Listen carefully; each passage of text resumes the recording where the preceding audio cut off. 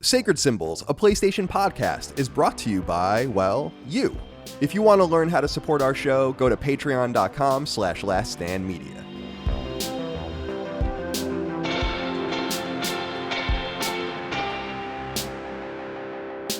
Greetings and salutations. Welcome back to Sacred Symbols, a PlayStation podcast. This is episode number 212. My name is Colin Moriarty. I'm joined, as always, by my son, Chris Raygun. Chris, you're back home. How are you, my friend? I'm well. I'm well. I went for a run in the city, burnt my mouth on some scalding, piping hot pizza to the point where it was bleeding, and I didn't mind. Wow. So I don't like food that's so hot. I was so hungry. I was like, I could not wait. I was You're like, always famished. You must have the metabolism of like some sort of hummingbird. Yeah. Such. Well, good to see you, my friend. Good to see you back in your element. Welcome home from your travels and all the various things that are happening in your life. We'll get to that. Yeah. Dustin Furman, executive producer. Welcome. How are you, my friend? I'm doing fantastic. Chris just reminded me of a time when I was in 7th or 8th grade. I went to a local show, like a scene show. And there was this girl I liked, and we went to get Chinese food, like while a different band was playing. And I took a bite of a General Tso's as soon as it came out. This thing was like molten lava, just eviscerated the inside of my mouth. But I didn't want to like spit it out in front of everybody, especially in front of this girl I liked. And so I just dealt with it. Just you chewed it up and swallowed. I had blisters in my mouth from this piece of General Tso's. So sometimes though, that's the price you got to pay for keeping your cool in front of the ladies. Yeah, if food's too hot, it's probably been microwaved, that's a problem. Questionable. But I love a warm. I don't want a lukewarm. I like a warm food item. Enough to know that it's there, but the heat it can ruin it too much. Because it's funny because I dated a girl too that used to just nuke everything that we like. If we ordered takeout or something like that, like nothing was hot enough. Yeah, and I was like, what is happening here?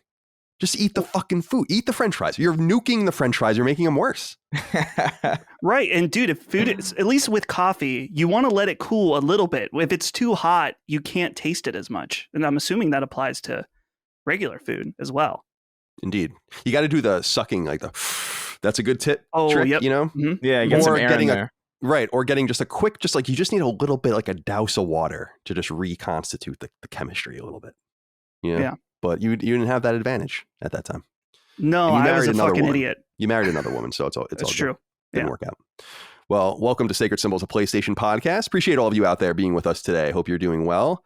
We go live each and every week. You can get every episode 3 days early and ad-free over on Patreon, patreon.com/laststandmedia, where more than 12,000 of you support us. Thank you so much for your love, kindness, and support. Of course, you can listen to the show on free feeds as well. Support our advertisers if you'd like. Leave us free, nice reviews and nice star count. The 5-star review thing and this and that you can do. Follow us on YouTube if you want, and all of the rest. Sacred Symbols Plus is a huge perk we do over on Patreon twice a week. Exclusive episodes. I just did one with ex-PlayStation executive Gio Corsi. It was really fun. We talked a lot about his time at PlayStation, and we gushed a lot about Vita. We did a crossover episode with the Dukes, which is live for everyone actually on YouTube.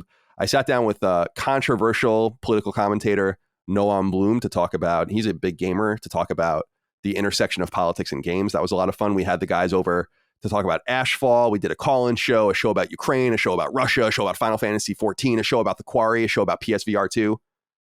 Go support us over on Patreon. Thank you so much. And merch, laststandmedia.store. We're selling a lot of things. There's the Smug Maddie Xbox sticker that's being held up now. These are the best. Posters are now on sale as well. And magnets are coming soon, apparently, and they look really great.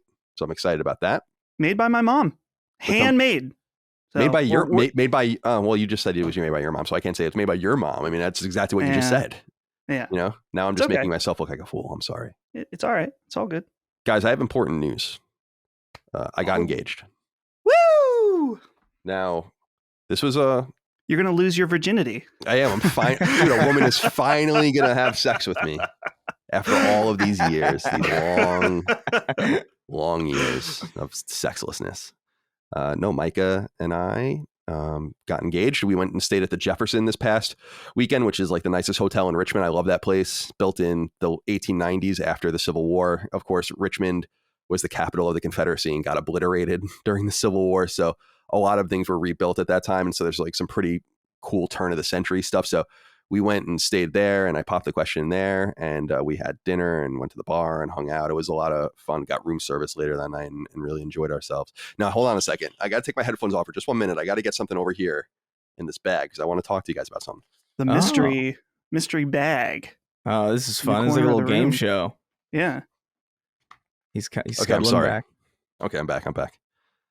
When so the thing that Micah and I did, it wasn't like a huge surprise that I was going to do this because Micah picked out and designed her ring, and we went to a jeweler here in Richmond, and I learned so much about diamonds at this time that and I'm sure you know this, Dustin, because you got married and you bought an engagement ring, but Funny story. oh well, we'll talk about that. I had guess no money at the time, so it's not really. Oh, okay. Well, the GIA, do you know what that is? I always knew the GIA is the Gaming Intelligence Agency, which was a website in the 90s. But GIA is the Gem Trade Laboratory. And apparently I didn't know any of this. I sat with this woman for hours learning about gems. And I was literally like when she was telling me all this, I was like, this is fascinating stuff. There's like a lab where you can send your diamonds in, and they give you these like complete workups, including these universal standards that everyone sticks to for all sorts of things, like the proportions of them and the finish and the clarity and all of this stuff. And so I had to just say the finish, the polish, excellent. The symmetry, excellent. The clarity grade, VS2, pretty good apparently. Color grade, G. Fluorescence, none.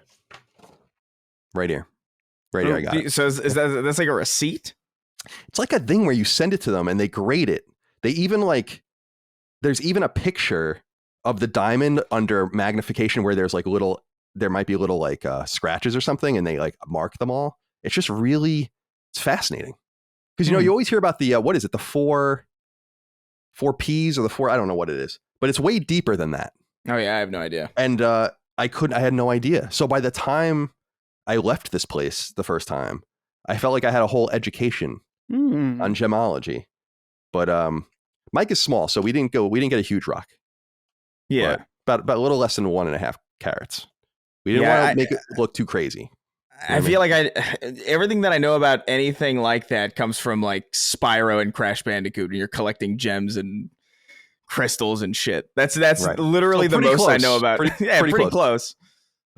Dude, like I felt like an asshole because, Mike and I are sitting there. We're looking at all these different diamonds, and then she's handing us. She's a very nice woman. She's handing us the eye thing, the eyepiece. She's like, okay, here, hands us the diamond, and I'm like, so I'm looking at it.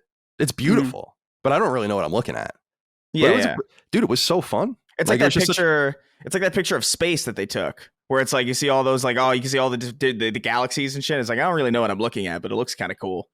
Exactly, like a kaleidoscope. It's like I believe you. You could be lying to me, but I don't think you are because you have great reviews. So it's very exciting and such a relief because I know this is really important to Micah. It's obviously really important to me as well. And God, we even had to insure it. I had to get a rider on our home insurance. It just never ends. It never ends. Yeah. By the way, it's 94 degrees out right now. Oh yeah, it's a heat wave going on everywhere. I think like globally, which is insane. This is weird, but I was floating around in the pool reading a book yesterday, and it was too hot to float around in the pool and read a book. I had to go in. Like I was just getting murdered by the sun. Yeah. And but I'm just thinking of all the Europeans in your old houses and wish you were American now, don't you? Damn straight. Thank you for listening. All right, my friends. Well, thank you all. By the way, thank you all out there for the many congratulations that were sent our way. We really appreciate it. Micah, of course, works with us. She is our coordinator and our merch person now, but our salesman, as I like to say, our salesperson. And I'm thrilled. I'm just so happy. So thank you so much for that. And one day I'll have a wedding band. I mean, I got to figure out what to do with that now. What am I going to get? Gunmetal? Black? Whoa. Did someone say he's getting a black wedding band? I don't know. Maybe. We'll see. Maybe I'll get a tattoo of a wedding band, like a biker. Whoa. You like that? Extra cool. All right, my friends. Let's get into a few things here. A couple corrections from last week. By the way, before I even go any further, Chris, how do you feel? Oh, I feel fine now. Yeah. Like I think what happened was I like caught something else in tandem with it, so it just like compounded. Because I think what happened was I think I got strep throat because like my throat was fucked. In addition to kind of coming down off of the Wu flu. So I think it was just like the worst possible hodgepodge of stuff. But I felt fine. Like soon afterwards, I tested and I wasn't. I felt pretty confident that I wasn't contagious anymore. So I was like, all right, well, this is fine, and I feel fine now. Like I genuinely don't feel anything. I mean, aside from I know. I'm empty inside, but I feel okay. Yeah, you don't have to say any more than that. I get it. Yeah, we understand. Yeah. In a couple of days, there's going to be a picture that emerges of Chris out to eat with Joe Biden or something like that, and that's why Joe Biden has COVID. They're sharing an hors d'oeuvre together or something like that. Some sort of shady goings on. All right, let's hear from Ian, who has an important correction. He says, "Hey, Punkheads, I wrote it on last week's thread, but I figured I should leave it here so it's part of this week's show. On the last episode, Colin stated that the name Alucard was a Castlevania creation and that it didn't come from a novel. You're half right. Alucard did not originate from Bram Stoker's novel, but it's not a Castlevania original either. The name actually comes from the 1943 film Son of Dracula, one of the old school Universal Monsters classics. Love the show, boys. Just wanted to help out. Thank you, Ian. A few people wrote in about this. I did not know that. Does that make me like the name Alucard more? Yes, because I felt like it was so corny when I found out years after Castlevania Symphony. Well, actually, not even Symphony of the Night. When Castlevania 3 came out, that's when Alucard was introduced. It was years before I realized it was Dracula spelled backwards. I mean, I'm telling you that I'm not working at a high level sometimes. Well, it's also just the assumption that like, why would they do that? That's so silly. Right. Exactly. And then when I figured that out, I'm like, oh, that's stupid. But now it goes back to the Universal era, which is a lot where a lot of Castlevania's inspiration comes from. Well, you got to appreciate that, I guess. I mean, can't hate that too much. I've never seen a lot of those movies, to be honest. No, me neither. I've seen Nosferatu, which is like the really scary Dracula from even before, I think, the Universal era. Like the really, like the he's got like the long head and the really long front teeth, like really horrifying. It scared me deeply. If people look at Nosferatu, I want to say the 1920s, probably. You know how I know? Horrifying. You know how I know Nosferatu? Because he's in a SpongeBob episode, and that was my first introduction to him. That's like fair. Genuinely, the original proper Nosferatu is just photorealistically in a SpongeBob episode from when I was a kid. That's fair. Everything I know about like Final Fantasy summon names have taught me so much about like Hindu gods and all these things. I'm like, I didn't know any of this. Are you kidding me? Oh yeah, no one's teaching me this. Weary-san wrote in and said, "Hey, Dick Slits. Colin, a comment regarding the INZONE branding discussion from last week. After listening, you guys almost made it seem like it was to be its own vertical, completely divorced from the Sony name. Yet, when I search for products online, it comes up as Sony INZONE. I agree about the name not being the best, but having the Sony name attached to it, a la Sony Vaio, Bravia, PS, etc., should keep it from being written off as just another cheap-sounding brand. As long as their usual quality is there, especially with the monitors, I can say this eventually becoming a product line to challenge the usual suspects, LG, Ultra Gear, I've never even heard of that, Samsung Odyssey, in the enthusiast-grade monitor space. Plus, the esports potential is almost limitless, as mentioned before. Thanks for all you guys do, and congrats on the engagement. Thanks, Weary, for writing in. I suppose you're right. I actually went and looked at high-res images, because all I had seen were the images they were sharing. There's like 3 headsets in a row, and then like the monitor. And so I went and looked at like high res pictures of them, and they have Sony branding on them. So I'm probably getting a little out of control with that. But INZONE, that's the part I don't like. Yeah, like Vaio is a great name, and so is Bravia, by the way. These are great names. Trinitron, these are PlayStation. These are good names. I just don't know that INZONE.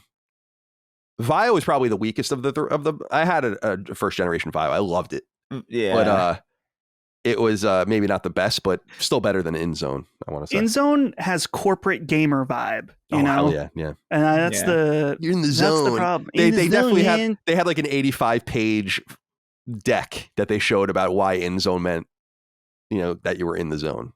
Right. For all the seats over there. I would hope that it doesn't go like that with PlayStation. I would hope that out of all of the corporations in the world, that Sony would be maybe the one that understood the cross section of games and other things too. So hopefully they don't get caught up in all that bullshit, but who knows? I mean, PlayStation sounds like a stupid name when you really think about it. But it's the station that you play at. But it works. But it works. Just like Switch. I thought Switch was bad too, and then it just kind of works. Yeah, it really is kind of exposure therapy with a lot of that. Even honestly, most consoles sound really like the Xbox. Yeah. Like, what the hell? That's so edgy. But you don't even think about it now. It's just like, oh yeah, it's an Xbox. Definitely a product of the late 90s in the marketing room in 1999, no doubt. Xbox. Yeah. By the time even when it came out in 2001, I was like, didn't bother me too much. It was more the size of it that really bothered me. It's just so big. It's like, holy shit, this console is so big. It's a tank. All right. Chelsea Farmer wrote in, I'm not exactly sure who she's talking to here because I know it's not me. She says, for the love of God, gamers, it's wary, not weary. The former means to be suspicious and the latter means to be exhausted. You are wary of subscription services and you are weary of the overuse of the term Metroidvania. Sacred Crew, please lead the charge on a PSA for this important distinction. The Gamer Battalion must get its shit together in terms of proper denotations. Now, the only reason I know she's not talking to me is because I already had this correction years ago. So I don't make that mistake anymore. I did in like early strategy guides I wrote, and someone in like 2007 was like, you're misusing weary and wary. And I'm like, oh, I didn't really even realize that. Okay. So which one of you are the culprits? Because I don't even know that who's using it. Well, because these aren't really words that I use really at all. Like weary and wary are not part of my natural vocabulary. I don't just throw those out there in casual conversation, especially on the show. So I feel like, but also like to me, this looks more like something that she's seen in like the community or so, because she's talking to the Gamer Battalion specifically, almost like as if they're errors with write-ins that we get or something. Because I know I don't say that. You don't say that. I don't think I've ever heard Dustin say that either. I don't know. I need more specificity here. Because it probably was me. I mean, oh, okay, well, for sure. But I'm not going to remember that. I'm just not. You know what I fucking mean. I try to improve language when I can. For example, and this is a conversation Ben and I just recently had. I was using the word aloof wrong. I thought that aloof meant to be absent-minded or something like, oh, he forgot this and was acting aloof. That's not what it means. It means Can I see? Does it mean to be distant and on the outside? Like, yes. Right. Yes. But I swear I have heard tons of people use aloof. Definitely. And that's, I just didn't know. So, I just recently switched that in my vote. You're asking a lot for this change now too, as well. Yeah. So maybe in a few months, we can revisit that as a possibility. Well, fair enough.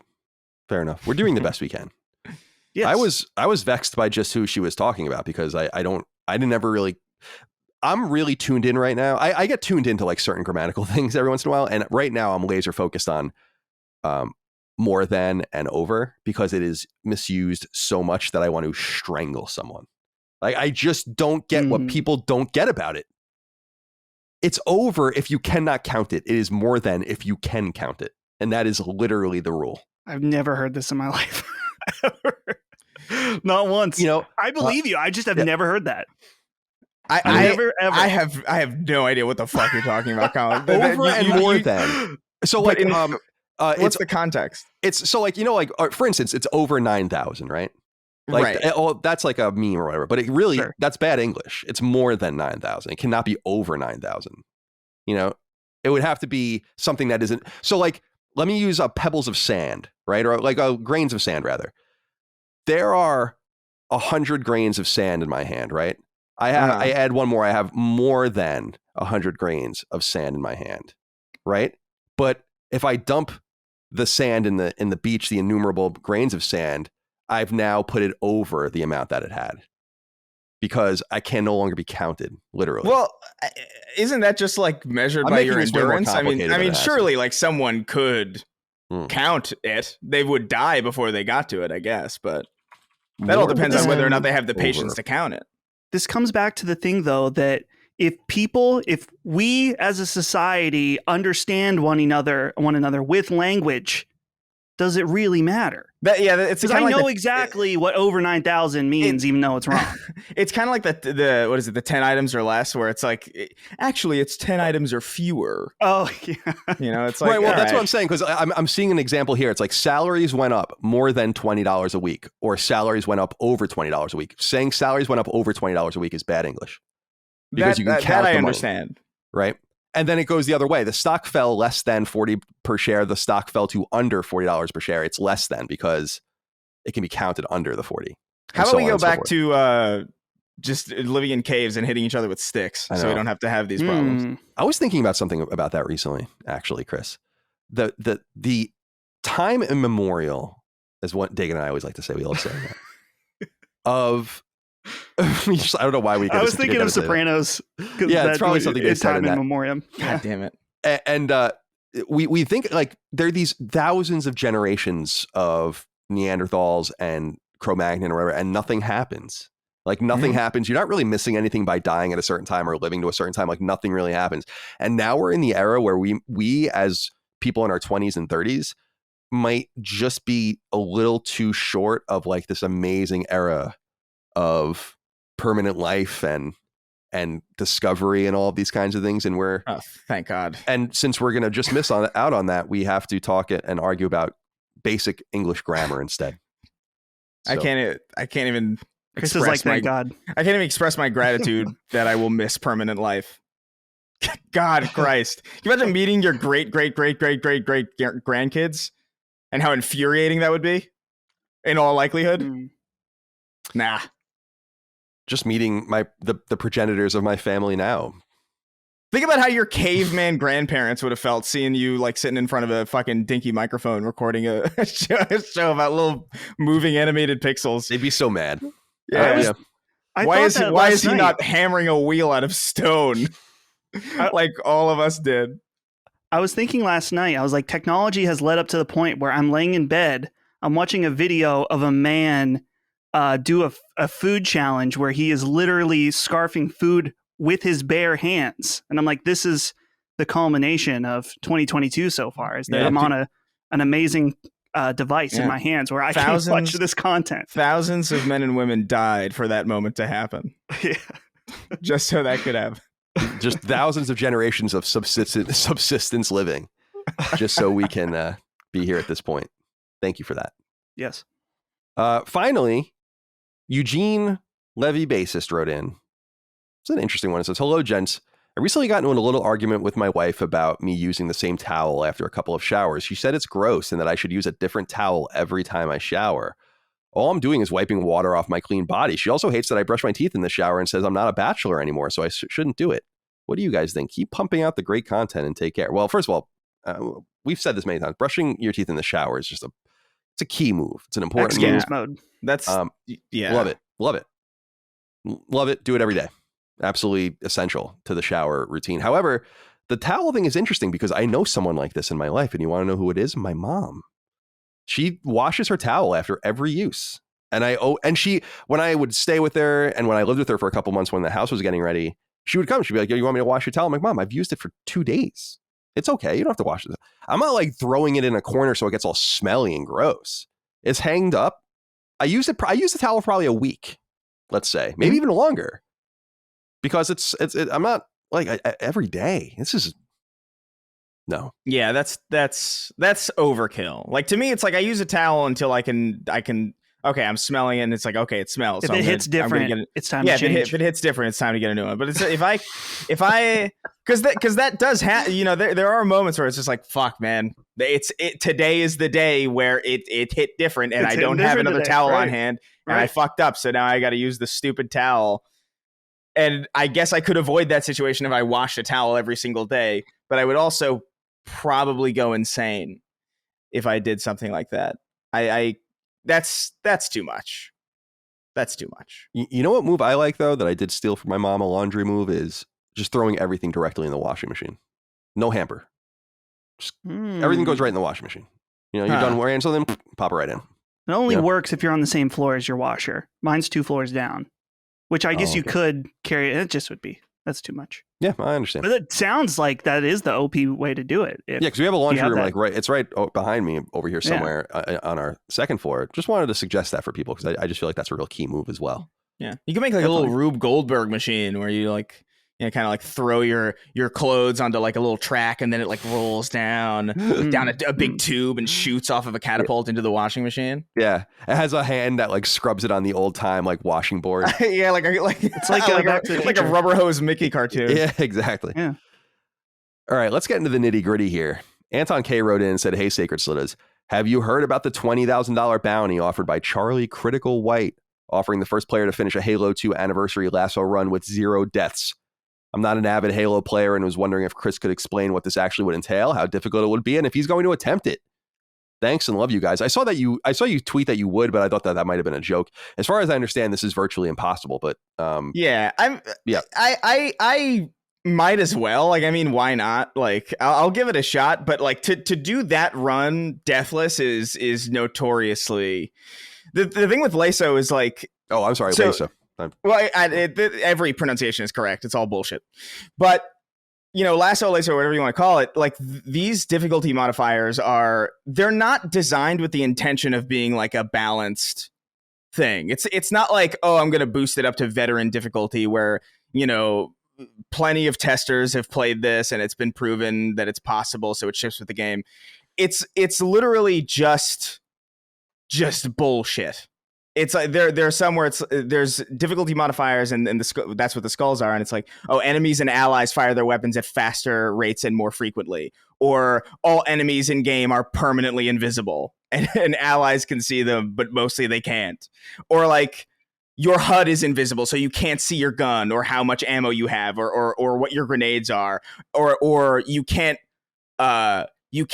recover health unless you melee something. But then there are like tricks around that where it's like, oh, technically anything that you melee that takes damage counts as meleeing something. So you could like break windows to get health and stuff. But it's this clusterfuck of just an experience that I don't think, I mean, it's pretty well documented that no one's ever done it, especially with Halo 2, because it's so infamously like hastily thrown together from like a high level difficulty front, that there are some levels where you start off and before the screen even fades out from black, you're dead. So that's a rough one. That's a lot of luck and a lot of, speed running strats, a lot of like, how do I break out of the map to skip entire encounters? But I think I'm confident I could get pretty far in that lasso run without dying, except for that one level where you can die before you even see what's happening. That's the one part where it's like the second I get there after like 15 hours of playtime and I just die, that's going to be infuriating. But I'll give it a shot. Fuck it, why not? Yeah, that sounds, I mean, it's a nice chunk of change. And it's funny because I've been listening to or watching a YouTuber that I'm sure people out there probably know, Summoning Salt, lately. He's awesome. And he does these speedrun compilations, like these history of speedrun videos, and they're just so great. And Dagan, I think, is into it too. And it just goes to show me that there's just such dedicated communities to just very specific parts of games or doing very specific things to games. And so no doubt this will attract that kind of person as well. It reminds me, I mean, the closest proximity to it that I can imagine is the Mein Leben Deathless Wolfenstein 2 run, which is virtually impossible, but people can do it. I mean, they do it. And so it'll be interesting to see if like I wouldn't even bother. I watch videos of people doing it and it's incredible. I just don't have the skill in me. And we'll talk about a trophy actually in Stray in a little while that is similar to one that I cannot get, and that's annoying as well. Go ahead, Dustin. Somebody beat and got all stars on Mario 64 blindfolded. So I believe this Halo challenge is possible. Someone will like anytime I feel like there's an impossible challenge for speedrunning, eventually somebody figures it out, especially dude. Sometimes people figure it out and there is no reward at the end other than having a big dick about it online. This is a 20K bounty. Someone will figure it out. Someone will do it. I'm confident. Yeah. It's only worth like it's better get on it before that $20,000 is worth nothing. Well, it's been 18 years, so I don't feel that much of a rush. Yeah, but now there's a bounty, dude. It's gonna happen. I feel like I would sincerely be shocked if this ever happened, because I don't think you guys are fully grasping. Like this entire design philosophy behind these skulls is just fuck you. Like it's not. This is not like they were designed with the intent of like, oh, at least one person on our team managed to finish this. So it's just a clusterfuck. So someone has beaten it with deaths, but never deathless, right. is what you're saying. Never okay. Deathless. Interesting. Yeah, because there's a skull that makes, if you die once, it restarts. Yeah, I read something that someone had did it like dying after a few hundred tries or something like that. So it's okay, maybe it is impossible. Who knows? All right. Well, I had to check. I mean, it has nothing to do with PlayStation, but we obviously always think of Halo with Chris, and so we must ask Anton. Thank you for writing in. Sacred Symbols is proud to be sponsored by BetterHelp, and you can learn more about what online therapy can do for you right this very minute at betterhelp.com/symbols. Our brains are finely tuned machines, and they need to be adequately looked after. For many, therapy is an excellent tool to mind your mind, to help you deal with what's stressing you out in your life, what's going wrong, what's gone off track, and so on, and letting you get everything back in order. The thing about mental health, though, is you've got to take the initiative, keep an open mind, and be willing to do the hard work. If you fell off your bike and broke your arm, you wouldn't just let nature take its course. So why would you let depression, anxiety, or anything else go untended when there are professionals out there that can help you? See, what I love about BetterHelp is that it endeavors to meet you where you are, not the other way around. It's not 1970, so you don't have to drive somewhere or get on the train or bus, go to an office, wait in a waiting room, see someone in person, and then do the whole thing in reverse. Since therapy is all about talking and listening honestly, there's no reason you can't find just as much success with therapy done unconventionally. And this is where BetterHelp comes into play, because BetterHelp is online therapy that can be conducted over video, audio, or even via text.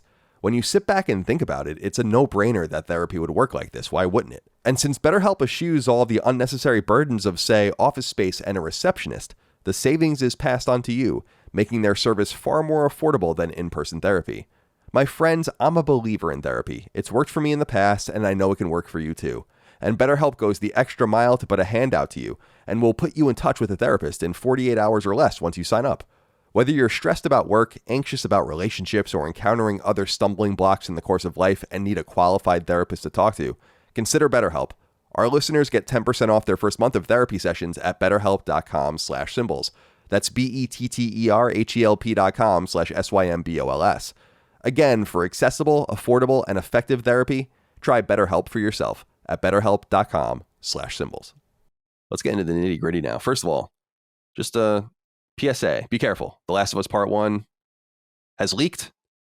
And while there's no story to spoil per se, because we know what happens, believe it or not, because the game came out in 2013, it is going around showing some mechanical upgrades and, just different things you might want to not see. Like I'm getting actually really fucking annoyed when I'm on Twitter and just scrolling and just seeing screenshots of it or like images comparing it. And I'm like, God, I think that's a spoiler. Like, I don't want to fucking see it. I want to go in and see it, but without all of that. Yeah. And so it's annoying as hell. And I got to just say, I'm just going to say it. I don't care. Some people are not going to be happy about it. There is a real anti-Naughty Dog thing going on out here in the wild. And while it's not shared by everyone, it just seems like many people are looking to just swing at these people in any way they can, ruin the experience for other people, denounce it before it comes out. We just saw this happen with The Last of Us Part 2. It doesn't happen with other games. And I was actually researching in preparation for the show. I was like, where did they ever figure out where the fuck that leak even came from? And as far as they can tell, what I was reading was that they think it was an external QA person because they were all working from home. And so that's how The Last of Us Part 2 leaked basically in its totality. This time around, it could be a similar story or not. And again, there's not as much on the line with this. It just seems so, I don't know.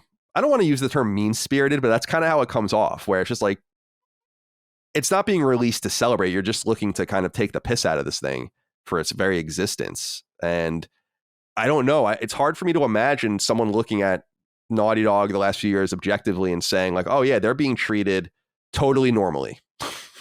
I don't know. It's just something I have to say. Any agreements or disagreements, please sound off. Yeah, I don't know if it's necessarily a Naughty Dog thing so much as it is a Last of Us thing, because I don't recall this attitude being levied towards Uncharted or really anything before that. Even The Last of Us 1, really. I think it really just comes down to a lot of people being like, why did we get a sequel to that when we didn't need it? And then it's like, why are we getting another remake to this game again?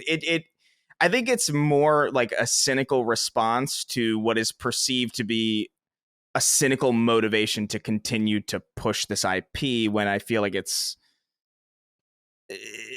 to a lot of people, it might have already kind of run its course or served its purpose. Like even just the act of like the act of spoiling The Last of Us 1 9 years after release, that's almost like that's a borderline joke. It's almost like a punchline. You know what I mean? It's like, aha, whoa, look out. And I do think it's more about The Last of Us than it is Naughty Dog as a studio. Like if Naughty Dog had announced like, oh, some brand new thing, and that was coming out now instead, I don't think you would see this same stuff. I mean, you might see leaks, but I feel like you might see, you know, maybe like a different intonation or maybe a different vibe around them, and even from the people leaking, if that makes sense. Yeah, I agree. I mean, I think it's funny just because it seems extra petty for those reasons. Right. Like you can't possibly do anything to the game because we all know what happens. It's sold 20 million copies. It's out in the wild. But I just do feel, Dustin, you have anything to add? That I don't know. Yeah. I mean, maybe I'm off track because I know people I have a bias towards this company. I just think that it's not rarefied. It's just they're one of the best teams in the world. And I don't understand what is going on here. Like, we should be happy to get games like this. And a lot of it goes back to The Last of Us Part 2. And I just feel like that game got dismantled, like just hit at the knees, cost it a lot. I think it cost it a lot. We're going to talk about it in a little while. The Ghost of Tsushima sold as many copies as The Last of Us Part 2 in the same amount of time. So there's something up. But Dustin, do you have anything to add? Here's the thing about the leak is that, first of all, I think that we don't know how new or old that footage is. Maybe it's from a Goldmaster, maybe it's not. But I think people need to be careful instantly judging the quality of a game based on a leak online or something like that. With that being said, I think that what people are particularly latching onto in this situation is that both Sony and even, Neil Druckmann himself at the Summer Game Fest thing was talking about how the AI and the gameplay was going to be reworked. And from this gameplay, it does not seem to be the case. Now, again, think about what I just said a minute ago. I'm not talking to you. I'm talking to the comments. Think about what I said a minute ago. We shouldn't cast judgment instantly based on a leak. But if this is what the game looks like, then a lot of what many people are feeling about this game being a high price for a reskin, I don't want to say reskin, a new graphics for the game. But a lot of people have said, hey, well, it's the reworked AI, it's the new gameplay, that's going to be the big seller. And now from this, it kind of seems like that might not be the case. So I understand the pushback against this. I just think that people need to wait a little bit because, yeah, that may ultimately be the conclusion. It's like, yeah, this kind of wasn't the upgrade that we thought it was going to be. But right now, it's just a leak. Yeah, well said. That's kind of where I'm at, too. Once we have the game September 2nd, we obviously don't get early access, so we're going to all buy it, or I'm going to buy it. I'm not going to make anyone else play it. And I know The Last of Us like the back of my hand. I'll be able to judge pretty quick if it's different or not. If they make the claim, as you said, and they do explicitly make the claim that the gameplay has been tweaked and all of this, and it's not like that, then there is not only question to be wary of this particular topic or this particular game, but rather curious about if this is it. Like, I'm curious about, I want to judge this through the lens of how far does it go? Is this a one-off, or are we going to do this with everything? Are there going to be others? And is this like a new business model, or are we just visiting The Last of Us because it's really one of our marquee games? We want to make sure it's in the best possible shape. and so on and so forth. I really just want to know more about the strategy. This goes into what I was talking about with Geo Corsi and my analogy of the boiling pot. We know the pot's on the stove. We can see the heat from the range going into it. And the pot's moving, the top of the pot's moving. And you hear it a little teetering, but we're not sure what's in it. We know something's in it. It's fucking raging in there. But this is we don't have the answers yet. And I think that we actually need to know more about the surrounding environment to really be able to cast proper judgment on The Last of Us Part 1, in addition to having our hands on the game itself. But not too far away now. Not too far away. So like 7 weeks, 6 weeks, something like that. Okay. Yeah. Speaking of Naughty Dog, wanted to acknowledge this. Typically, I'm kind of getting over the announcing of new studios, even if they come from kind of big names. I don't really give a shit until you have something to show. Because it's like, oh, that's No Moon and all. It's like, I don't care, man. It's like our when we waited with a Critical Strike, Glenn Schofield's studio, we waited. We didn't really give them any credit. Now look at how excited we are about Callisto Protocol because we've waited for the proof in the pudding. Nonetheless, Bruce Straley, big name in PlayStation for a long time, was at Naughty Dog. He was the game director, not the, of course, Amy Hennig's the creative director of Uncharted, but he was the game director of Uncharted 2. He was the co-director of The Last of Us. He was the co-director of Uncharted 4. He left Sony, Naughty Dog, in 2017 after the release of Naughty Dog's Uncharted 4 and Lost Legacy as well, I believe. Came out the next year. And he was, I think, thinking about getting out of games, but has decided to come back. So just wanted to acknowledge that he is indeed back. The studio is called Wildflower, and you can learn more about it at wildflowergames.com. It's Wildflower Interactive. There's not so much to say. The thing that I'm kind of getting annoyed about with all this shit is just the constant, it's the same shit. We want to make a new game. We want to do it in a healthy environment. We want to be different and do things. It's like what they write here, it's just the same thing over and over again. So that's why I want to be a little more skeptical and just wait until we see products. But I thought I'd acknowledge this nonetheless. Do either of you have any thoughts on the return of Bruce Straley? Because it was unclear he would ever return. I don't. I think that you're right as far as like the announcement. You want to make it sound a bit, no pun intended, flowery for recruiting, right? You want to make sure, because I think that there probably is a lot of concern from developers right now when you hear about these horror stories from different crunch type environments or something like that, that you want to potentially work somewhere that has a focus on not doing that. So, but I agree though. You see this type of stuff all the time, that it's like, we're doing something different. We're building a cult. It's always building a culture. That's the word, the culture at the studio, which I get. We have a culture at Last Stand too, but I don't know if we've ever referred to it in that way.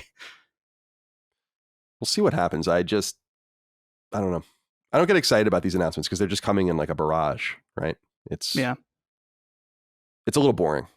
Let's see some more games and fewer logos and announcements. Okay.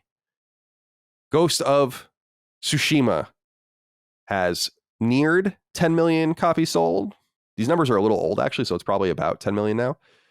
Sucker Punch announced, the developer, that 9.73 million copies of Ghost of Tsushima sold since the game came out in August 2020 on PS4. And this is a big deal because, as I said, well, I'll let Dylan Manchuchak say it. He says, hello, boyos. Push Square reported that Ghost of Tsushima is slicing towards 10 million copies sold just last month. Naughty Dog confirmed they reached 10 million copies sold for The Last of Us Part 2. Now, after 2 years, are you surprised that Tsushima is on par with the sales of The Last of Us Part 2? Is this a testament to how great Tsushima is or how controversial The Last of Us 2 is? All right, so am I surprised? I'm shocked. I didn't see this in Ghost of Tsushima. I think I was still in old Sony mode and learning that they just don't do things the same way anymore. But the real caginess around that game and previews and showing it off made me really nervous about it. And that was unfounded. So now we have a little bit more education to go on about how things might be moving forward. But the sales differential is what really surprises me, because I think it speaks to both how great Tsushima is and how controversial The Last of Us Part 2 is. It's a big deal that Sucker Punch is basically outselling its rival game here, you want to call it that, in a sequel to one of the biggest games that PlayStation has ever seen. And actually, I got clipped out, I saw on Twitter, about talking about the sales of The Last of Us and how I was surprised that The Last of Us Part 2 only sold 10 million copies, only in quotes, when the previous game had sold 20 million copies. This, of course, has to be looked at through the lens of the arc of game sales. You sell most of your games early on. You sell trickles of games later on. And if you drop the price precipitously, then you're going to obviously sell more copies. That's why often gross revenue is a more interesting indicator of how a game actually performs, but we don't often get those numbers. But it's fair to say that the trend line is way lower than it was for the original game. And I think Ghost of Tsushima's arc is going up. So these sales numbers are significant. Congratulations to Sucker Punch for this. Chris, let's start with you. Do you have anything to add here? No, I mean, I think it's funny. I don't know if I'm super surprised by it, because even before the leaks of The Last of Us Part 2, even before there was really any, major controversy around it, there was a big question as to whether or not it was even necessary in the first place. Like, a lot of people, I know I personally, I was never the biggest fan of The Last of Us, but I did appreciate how one-off it felt initially, how it felt like, oh, it was like, it's Naughty Dog trying this new thing, and like, oh, how interesting that they managed to do something different and very narrative focused in a way that we haven't seen before in this space.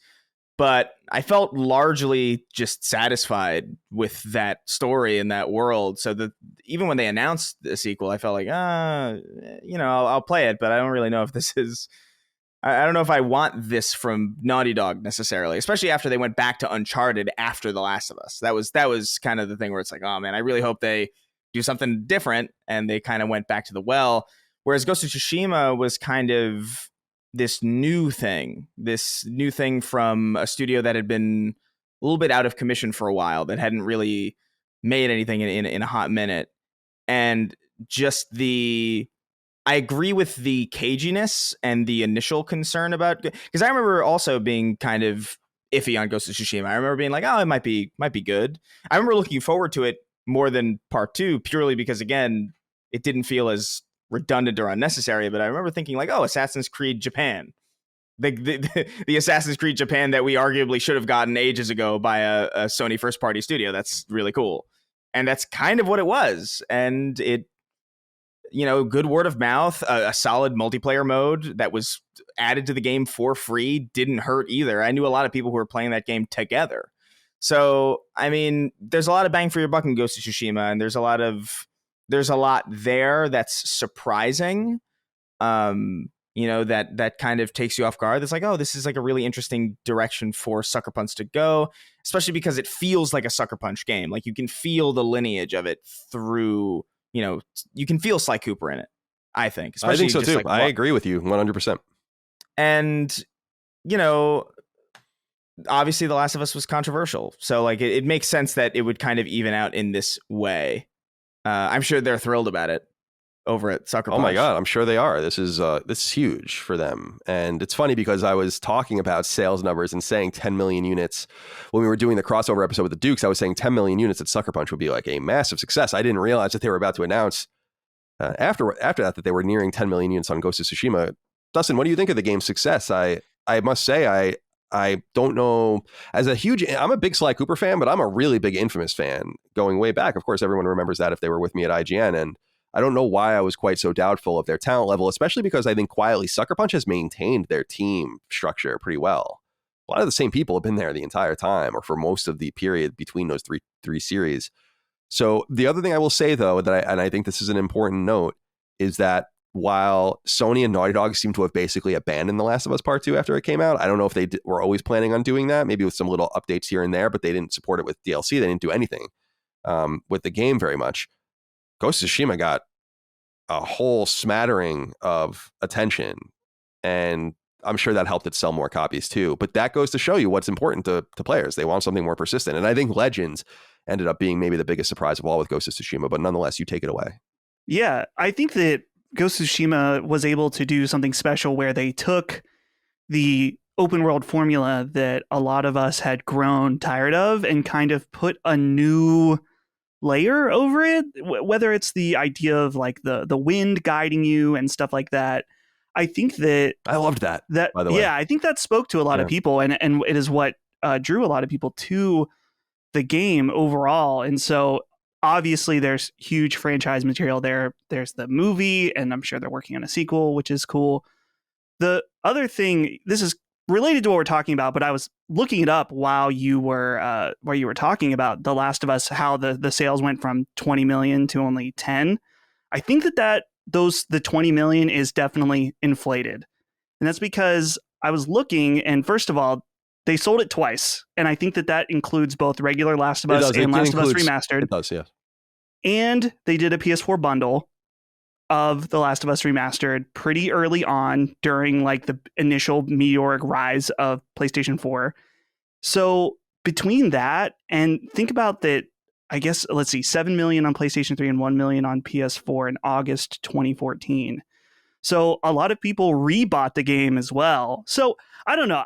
I guess the point overall I'm just trying to make is that I think that I wonder if the down jump from Last of Us Part 2 isn't quite as bad. It's just that it looks worse because of those inflated numbers. But the point stands about Sucker Punch selling as much as Naughty Dog is definitely still something to consider.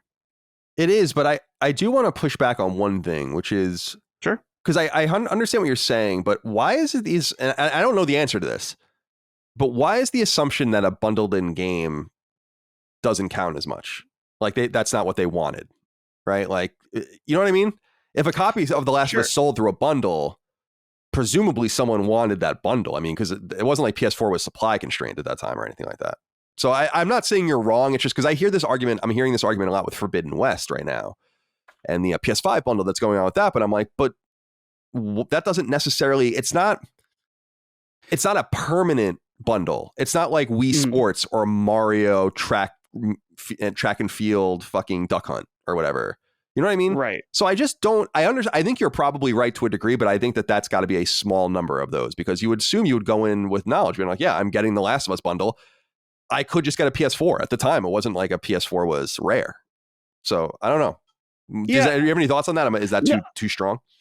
I don't think that the fact that it's a bundle in makes it like a discredited sale or anything like that. I think it just explains why there's an inflated rate, just because think about, I was looking at, there was a Last of Us Part 2 bundle for PlayStation 4 Pro, but I'm guessing a lot of people skipped out on that because it was so late in the generation. People knew that PS5 was on the horizon. And so it was like, why do that? And so I don't know. I think you're right. It doesn't discredit the sale. I think it just kind of explains it more, because I think that with a bundle, usually you do get some level of discount on the game. So if it's something you're even mildly interested in, it's like, well, you might as well. You're getting a new console. You might as well start building out that library. Yeah.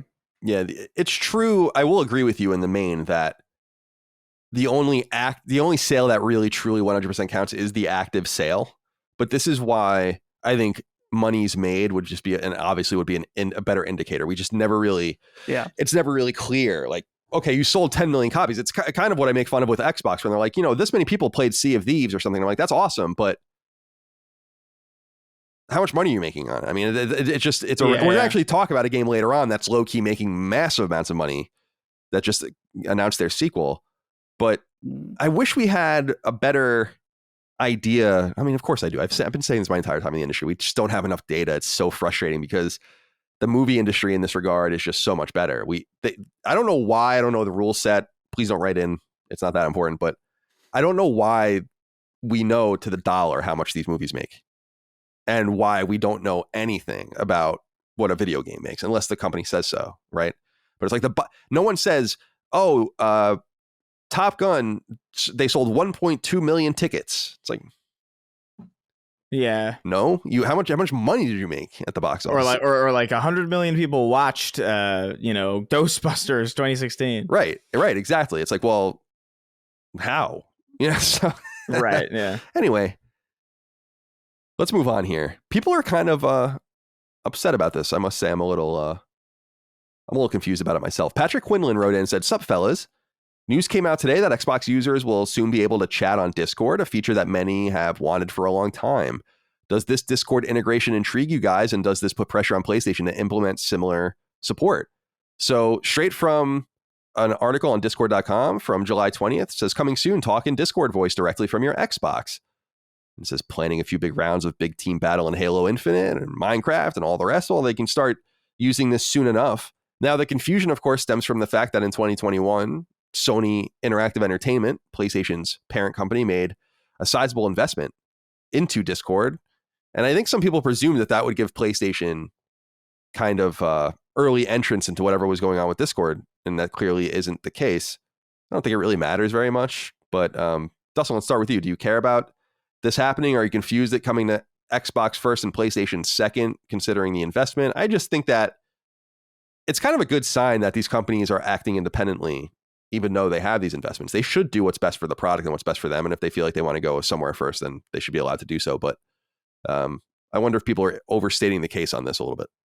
It's extremely important to have Discord integrated into consoles. And it's great that Xbox is getting it. I know people are confused about the investment aspect from Sony, but I think that if I had to bet, and I don't really know, is that Sony's, I'm guessing, is going to be a tighter integration than what Xbox is doing, because there's some like steps involved where you have to transfer your voice call to Discord on your Xbox through your phone and stuff like that. So it's not really like a, as far as I can tell, I've not done it myself, but a native Discord integration. But stuff like this is going to become increasingly more and more important. In fact, there are people that are probably already dying for any kind of integration just because we now live in the cross-play future. And so when Call of Duty comes out this November, I'm going to want to play with my friend Brandon. He only plays on PlayStation, but me and Ben and whoever else are playing on PC. But so we can play the game together, but the in-game voice chat is gross. No one wants to use that and talk to other people that you don't know. So using something like Discord is the perfect solution. And is it stinky? It seems like something you might describe as stinky. Oh, it's more than stinky. Yeah. It's grody. It's nasty out there in those Call of Duty voice chats. So it's not even so bad that it's funny anymore. Like there was a period, like the original Xbox Live voice chat. There's that low bit rate is so funny that I have a channel in my personal Discord that emulates it. That's awesome.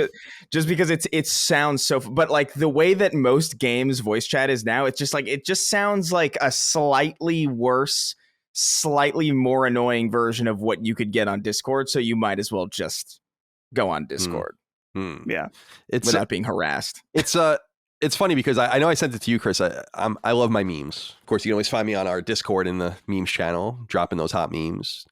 And I loved the one that came out a couple months ago of the video of Donald Trump playing Call of Duty or something with the kid from Breaking Bad. Oh yes, it's CS:GO with CS:GO. It's Trump and Walt Jr. Yeah, have you seen an amazing impression? Have you seen that one, Dustin? If you haven't, you should look that one up. It sounds familiar. He's like stealing Donald Trump's like stealing his IP or whatever. Yeah, he's like doxing him. Yeah, it's like so fun. Dude, it's so funny. I love that so much. But it's so foreign to me because I haven't been on voice chat probably since 2003 on Xbox. That's probably the last time I ever used voice chat. 2004, maybe something like that.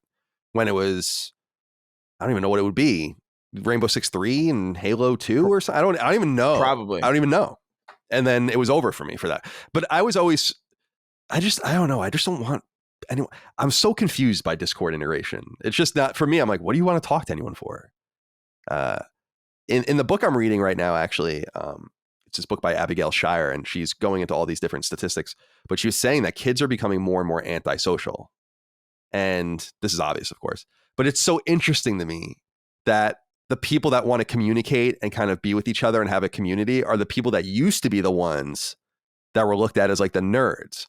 Now it's like the D&D dudes need their friends. Like you have to have them, right? And you want to share your hobby with these people and all these different things. It makes you wonder, who are the antisocial ones today? Who are they? Right. Because it used to be us. But it's not that way anymore. It depends on what you define that as, you know what I mean? Because like I feel like there's a lot of people who spend a lot of time in their room on their computer, right? And they're like, oh, he's a loner. He's an isolated loner. And meanwhile, he's probably talking to his friends like 10 plus hours that day. Right. Like in a Discord call. Right. So it's not really as antisocial as it seems. True enough. Different than my days of MIRC and AIM and all those things. Oh, we all used AIM, I guess. Yeah. God, those were the days. Good old days. good old days, away messages and all the rest. Could have your Taking Back Sunday away message. Oh yeah, queued up, aimed at one person.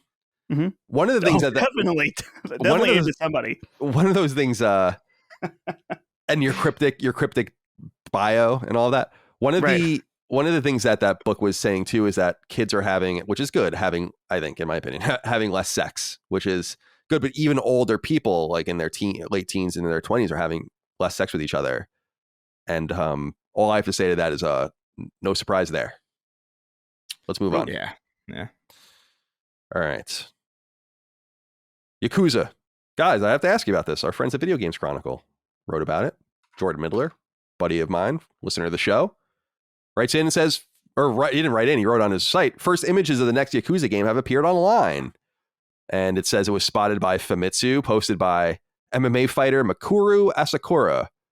And he's taking a tour through Ryoga Gotoku, the Sega-owned studio that makes the Yakuza series. So we have a little bit of an insight here. I guess I don't know anything about Yakuza. So I know you guys, Chris, you're more of a newcomer. Dustin, a little more steeled than Chris, perhaps, in things Yakuza. I'm curious what you make of this. Anything interesting here to see?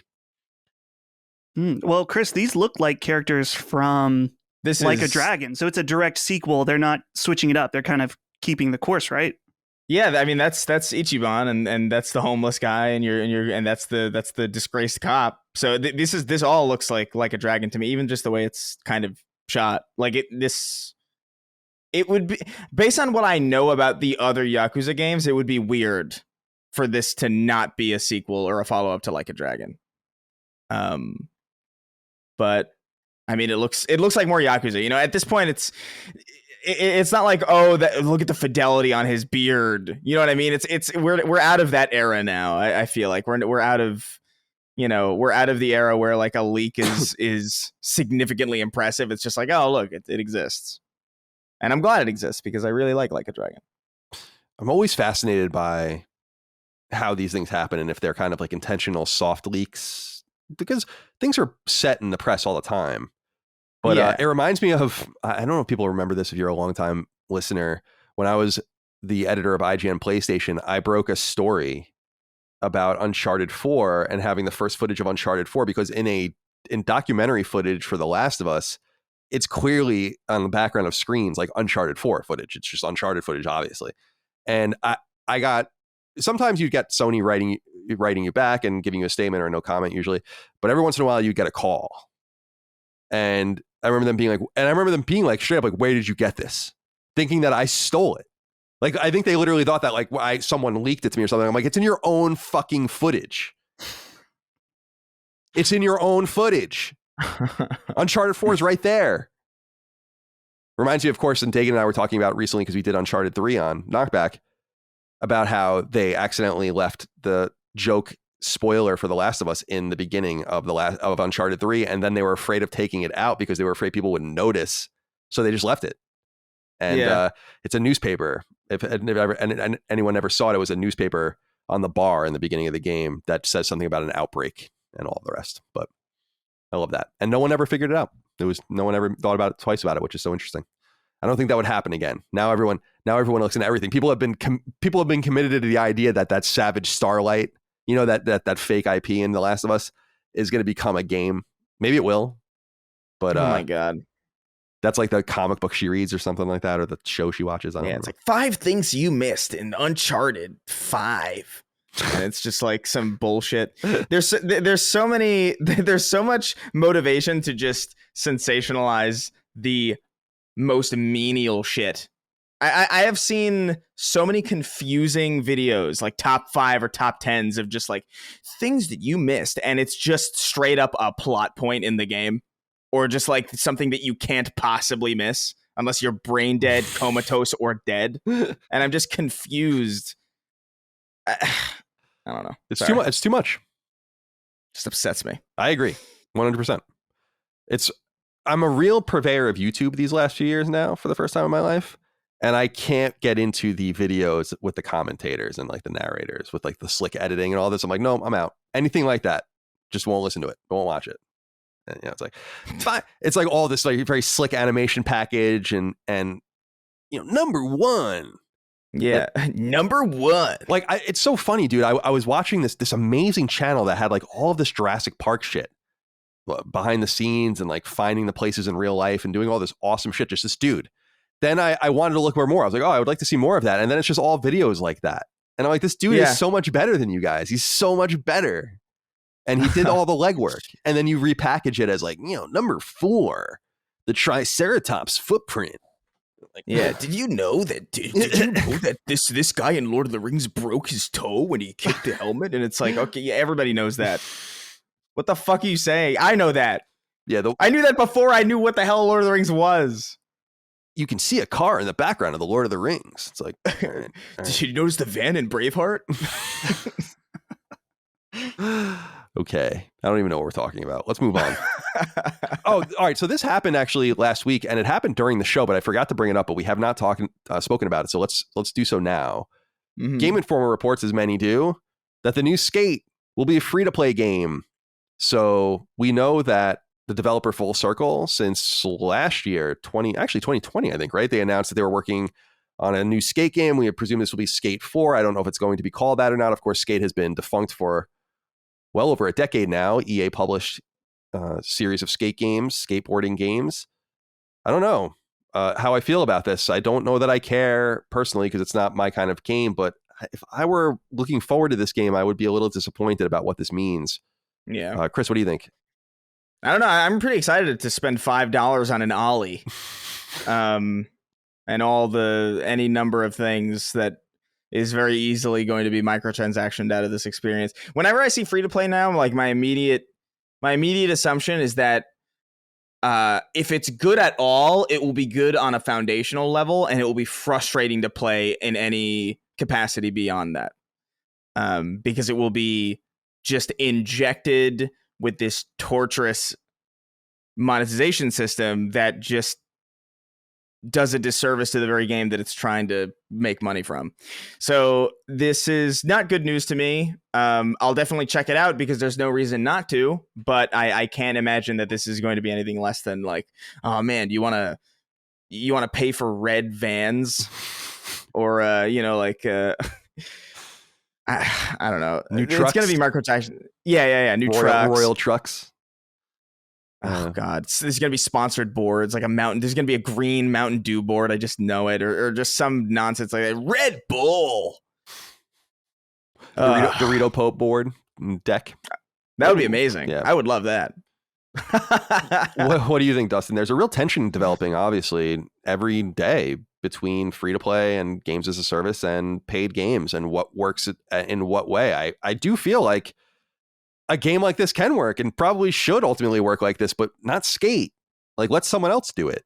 I don't know what EA is like so strange. They just can't get out of their own way, even when things are going well. It's like, just get out of your own way and make a normal game, for God's sake. Right. I'm guessing this game would have never been greenlit as anything but a free to play game overall. Like this is the only way this game could possibly exist. I think that I gotta be careful here. I don't want to defend free to play, but I think there are good examples of free to play games that people are happy that the consumer creator, whatever interaction, publisher interaction is good.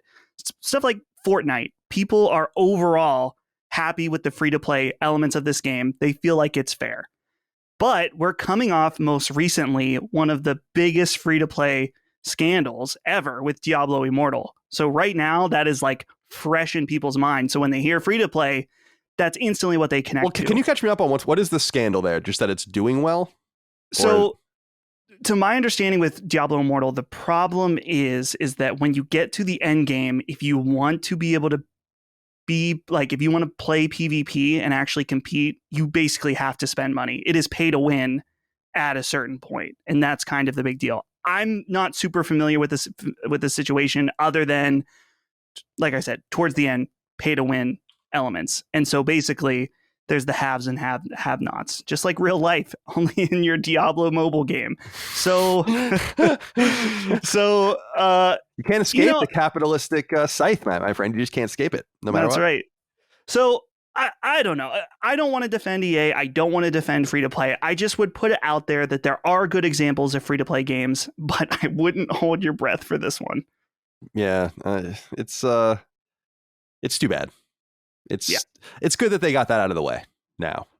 Set expectations early. I think it can only go up from here now, right? It can go down too, but people have low expectations now, or lowered expectations. So I think it's good that it's like the Vita memory card thing. They dropped that so late that it was a very late tactical decision, and it backfired. They are at least not running that risk. Everyone knows. I think it's extra painful for people, and I know, Colin, you've shared this about a game that you love, when you have a game that is not free to play and then the sequel becomes free to play, and that makes it extra painful because you just want to buy it. Plants vs. Zombies 2 versus Zombies 2 is the example you always bring up, and I totally agree that it's just like... I couldn't believe it. It was so annoying. Let me buy it. Just let us buy it. I remember they wouldn't let you buy it. I don't know if that's changed now, but you couldn't buy it. Like, there was no way for you to say, like, can I just give you $40 and you leave me alone? No, it's like, no, we're going to ask you in the game every time you want to go to a new stage if you want to use your points, or you want to like do this, or you want to do... I'm like, oh, okay, that's good design. It's good shit. Yeah, it's a real shame. And shit, dude, The Division, I recently found out, apparently that Division Heartland game might be a battle royale. Which literally makes me want to kill myself, because I was really excited about that game. I was excited about it because it's going back to Red Storm, and just wanted to see what it would have been like. I'm a fucking battle royale. God, yeah, cross yourself, my friend. Where we dropping, Colin? Let's go. You're going to be in at some point. I'm not. I'm not going to be in. Listen. What if they make a single player battle royale? Listen. First of all, that would be awesome if it was like you and you had all just AI characters you got to kill. That's kind of like Deathloop, but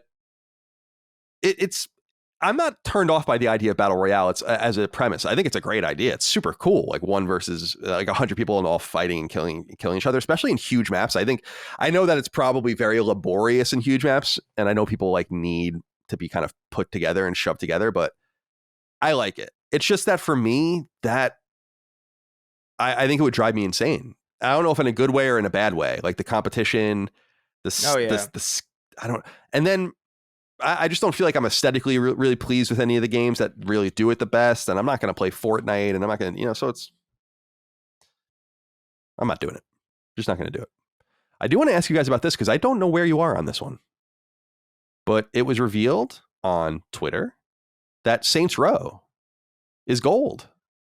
The game is ready to come out August 23rd. This is the first Saints Row game since 2015. And the first Saints Row game made by Volition, which is the team that invented Saints Row, since 2013. So, of course, Saints Row 2006, Saints Row 2 2008, the third one 2011, the fourth one 2013, and then Gat Out of Hell, which was the spinoff by High Voltage, came out in 2015, and that was kind of a spinoff of Saints Row 4 itself. I've never been a huge Saints Row fan. I played the original on Xbox 360. I played the third one a little bit on PS3, and that's basically it. However, and I've said this on the show for a while, I'm strangely excited about this game. I don't know why. I don't know why I'm looking forward to it, but I just feel like it's going to scratch this itch I want to have scratched, which is this kinetic, crazy, not too serious, very gunplay, very gameplay. I don't know. I'm looking forward to it. Where do we stand on this one, Chris? I don't know. I'm kind of with you, where like I played a little bit of Saints Row 2, and I thought that was kind of fun. That was during a time where I didn't really finish a lot of open world games. I viewed open world games as more of like, oh, this is a sandbox. I don't really care about the narrative here at all. Like I'm playing Saints Row and Grand Theft Auto to hijack cars and drive them off the top of rooftops, because why not? So I never finished any of them. I played a decent chunk of Saints Row 2. I played a little bit of the one where you're a superhero. That's 4, right? That's Gat Out of Hell, I think. Let me see. Saints Row superhero. I know there's one that's basically prototype. Yeah, Saints Row 4 is the one. Yeah, the one you played. Yeah. I played that one a little bit for like a few hours. It's fun, mindless kind of God mode style sandbox nonsense, but I never got super into Saints Row. I kind of never understood its purpose, because it always kind of felt like an incredibly budget GTA to me. Totally. And even GTA I wasn't really that huge on, so you can imagine just my interest in this is not particularly high. I'm mostly curious about it. I think I have like a really morbid curiosity as to how this game is going to shake up. I'm curious as to where they're going to take the tone, because Saints Row initially wasn't really this wacky. It had some subversive satirization going on, but it was a lot more grounded in the way that GTA in some ways, when I look at GTA now, is a lot more wacky than I even remember it being when I was a kid. Because when I was a kid, I was playing platformers, and so like seeing what I thought was at the time a realistic looking guy running around beating hookers to death with baseball bats in the middle of a park, I was like, this is really grim, dark, and brutal. And then you listen to the radio, and it's just like the most nonsensical shit you've ever heard. So in some ways, they never even felt that dissimilar from each other, and I just always felt like GTA was just the more premier, cooler sounding, more interesting one. Yeah, I can see that. But I do have, I don't know, there is something about this that is drawing my attention, but I'm not excited about it. I just kind of want to see if they're jumping the shark again, or if they actually reel it back into more of a Saints Row 2, Saints Row 1 territory but still allowing you to kind of go off the rails if you kind of want. Like, I'm curious as to how they're going to approach it, but beyond that, I don't know. I'll play it. I'll give it a shot. Dustin, what are your thoughts? Because I do agree with what Chris is saying. Like, it definitely always felt like a second or third rate Grand Theft Auto. I think that was the entire idea, to cash in on that. Just like Godfather and The Getaway and all these other games, kind of in their own way, we're trying to do that as well. But the reason Saints Row is so interesting to me right now is because there is nothing like that right now. Like, it just seems like Grand Theft Auto games Grand Theft Auto style games are not as common as you'd think. I think there's an opening even for one of those for an exclusive for Sony, bringing back The Getaway or something. So from that perspective, it just seems like it's going to scratch that itch, especially because I was kind of hoping that Grand Theft Auto trilogy from what do they call it? Grove Street Games was going to be the ticket, but it's not. So Nope. Anything for you? Saints Row, I feel like the analogy I'm thinking of is that when you're around like a little kid or something and they do something cute and funny and all the adults laugh, and the kid takes that reinforcement and does the same thing over and over, only more ridiculous, and you're like, okay, now stop. And that's how I feel like this series is the second one. It was like, hey, let's take GTA. People like, run over hookers and steal the money back and all this crazy stuff. Let's do that only a little further. People were really into that. And then they just keep pushing it over and over again to the point that like the weird and wackiness is like nothing, I feel like. And yeah. The marketing behind this game too. Maybe this game's great and the marketing is terrible, but when I see a trailer that's like, be the swaggiest, I'm like, you are 10 years behind. Like, using the term swaggiest, like, it just feels like it's trying to appeal to some, like, I don't know, like I said, 10 years ago or something. I can't even remember the last time I heard swag. Swag is like a Vine term. Yeah. That's like when Vine was an app. Right. That's an ancient fucking that's a very bizarre thing to do. I haven't seen any of the marketing actually. I've specifically avoided a lot of Saints Row marketing. It has where I can. It has the hello fellow kids vibe all over it. No. So maybe this game will be great. I may just be put off by the marketing, but we'll see. I'm not day wanting this one though at all. All right. Couple of pieces of information out of Ubisoft, interestingly. The first one comes from, and this has been linked out to CRWE World, which is just kind of relaying, must be a financial, let's see, it's powered by Crown Equity Holdings. So yeah, this must be like some sort of British thing or something, but it's just showing the finances for Ubisoft and their various, Parisian company, of course. So their recent releases here, and just kind of buried in there is this information that Avatar Frontiers of Pandora, which is the game coming from Massive, the guys that made The Division, which was supposed to ostensibly come out this fall, has been delayed potentially until 2024. And they have this to say on it. Avatar, quote, Avatar Frontiers of Pandora will now release in 2023, 2024. We are committed to delivering a cutting-edge immersive experience that takes full advantage of next-gen technology, as this amazing global entertainment brand represents a major multi-year opportunity for Ubisoft. And it says, we also decided to release in 2023 to 2024 a smaller unannounced premium game originally slated for 2022, 2023. So we don't know what that is. However, Video Games Chronicle reports that they listened to a financial call that came in tandem with this financial release, and they noted that a few games have been canceled out of Ubisoft as well. Splinter Cell VR, which was being made at Red Storm, is canceled. Ghost Recon Frontline, which was the battle royale that they were making for Ghost Recon, is canceled. And I think that's it. So, yeah, the VR one is not super relevant to us because that was going to be a meta exclusive, but it was unclear where the Ghost Recon Frontline game was going to live, presumably everywhere. So, dude, that even had a trailer. I remember covering that on this show. That's crazy. They already dead in the water. Yeah, it's wonderful. It's always nice to see Splinter Cell projects just canceled immediately. It's really cool, especially because it's a Splinter Cell VR game where even like Sam Fisher literally has goggles on. There's no better whatever. Fuck me. Honestly, at this point. I'm sorry. You remember Colin when several years ago you were like, they gotta be doing something, right? Yeah, I guess why would they keep talking about Splinter Cell if they weren't doing shit? It doesn't really make a whole lot of sense, but I guess I was wrong, or I guess I was right, but that wasn't what we thought it was, and they clearly aren't interested in it either. I think the bigger shame is that, and you don't want anyone to lose their jobs, or hopefully they would move on to something else, but it's like, we're gonna get X-Defiant still, like that's not canceled. No, of course not. God bless. Okay, Ubisoft, Ubisoft, had all these game announcements. Whoa. Hey, good news here, though, for TMNT fans. Of course, we all love Shredder's Revenge. Game came out about a month ago. It's awesome. If people haven't checked it out, really, really good stuff. But there's more because, of course, Konami used to make all of the TMNT games back in the day in the 80s and 90s. And Shredder's Revenge was one thing, but the Cowabunga collection is an entirely different thing.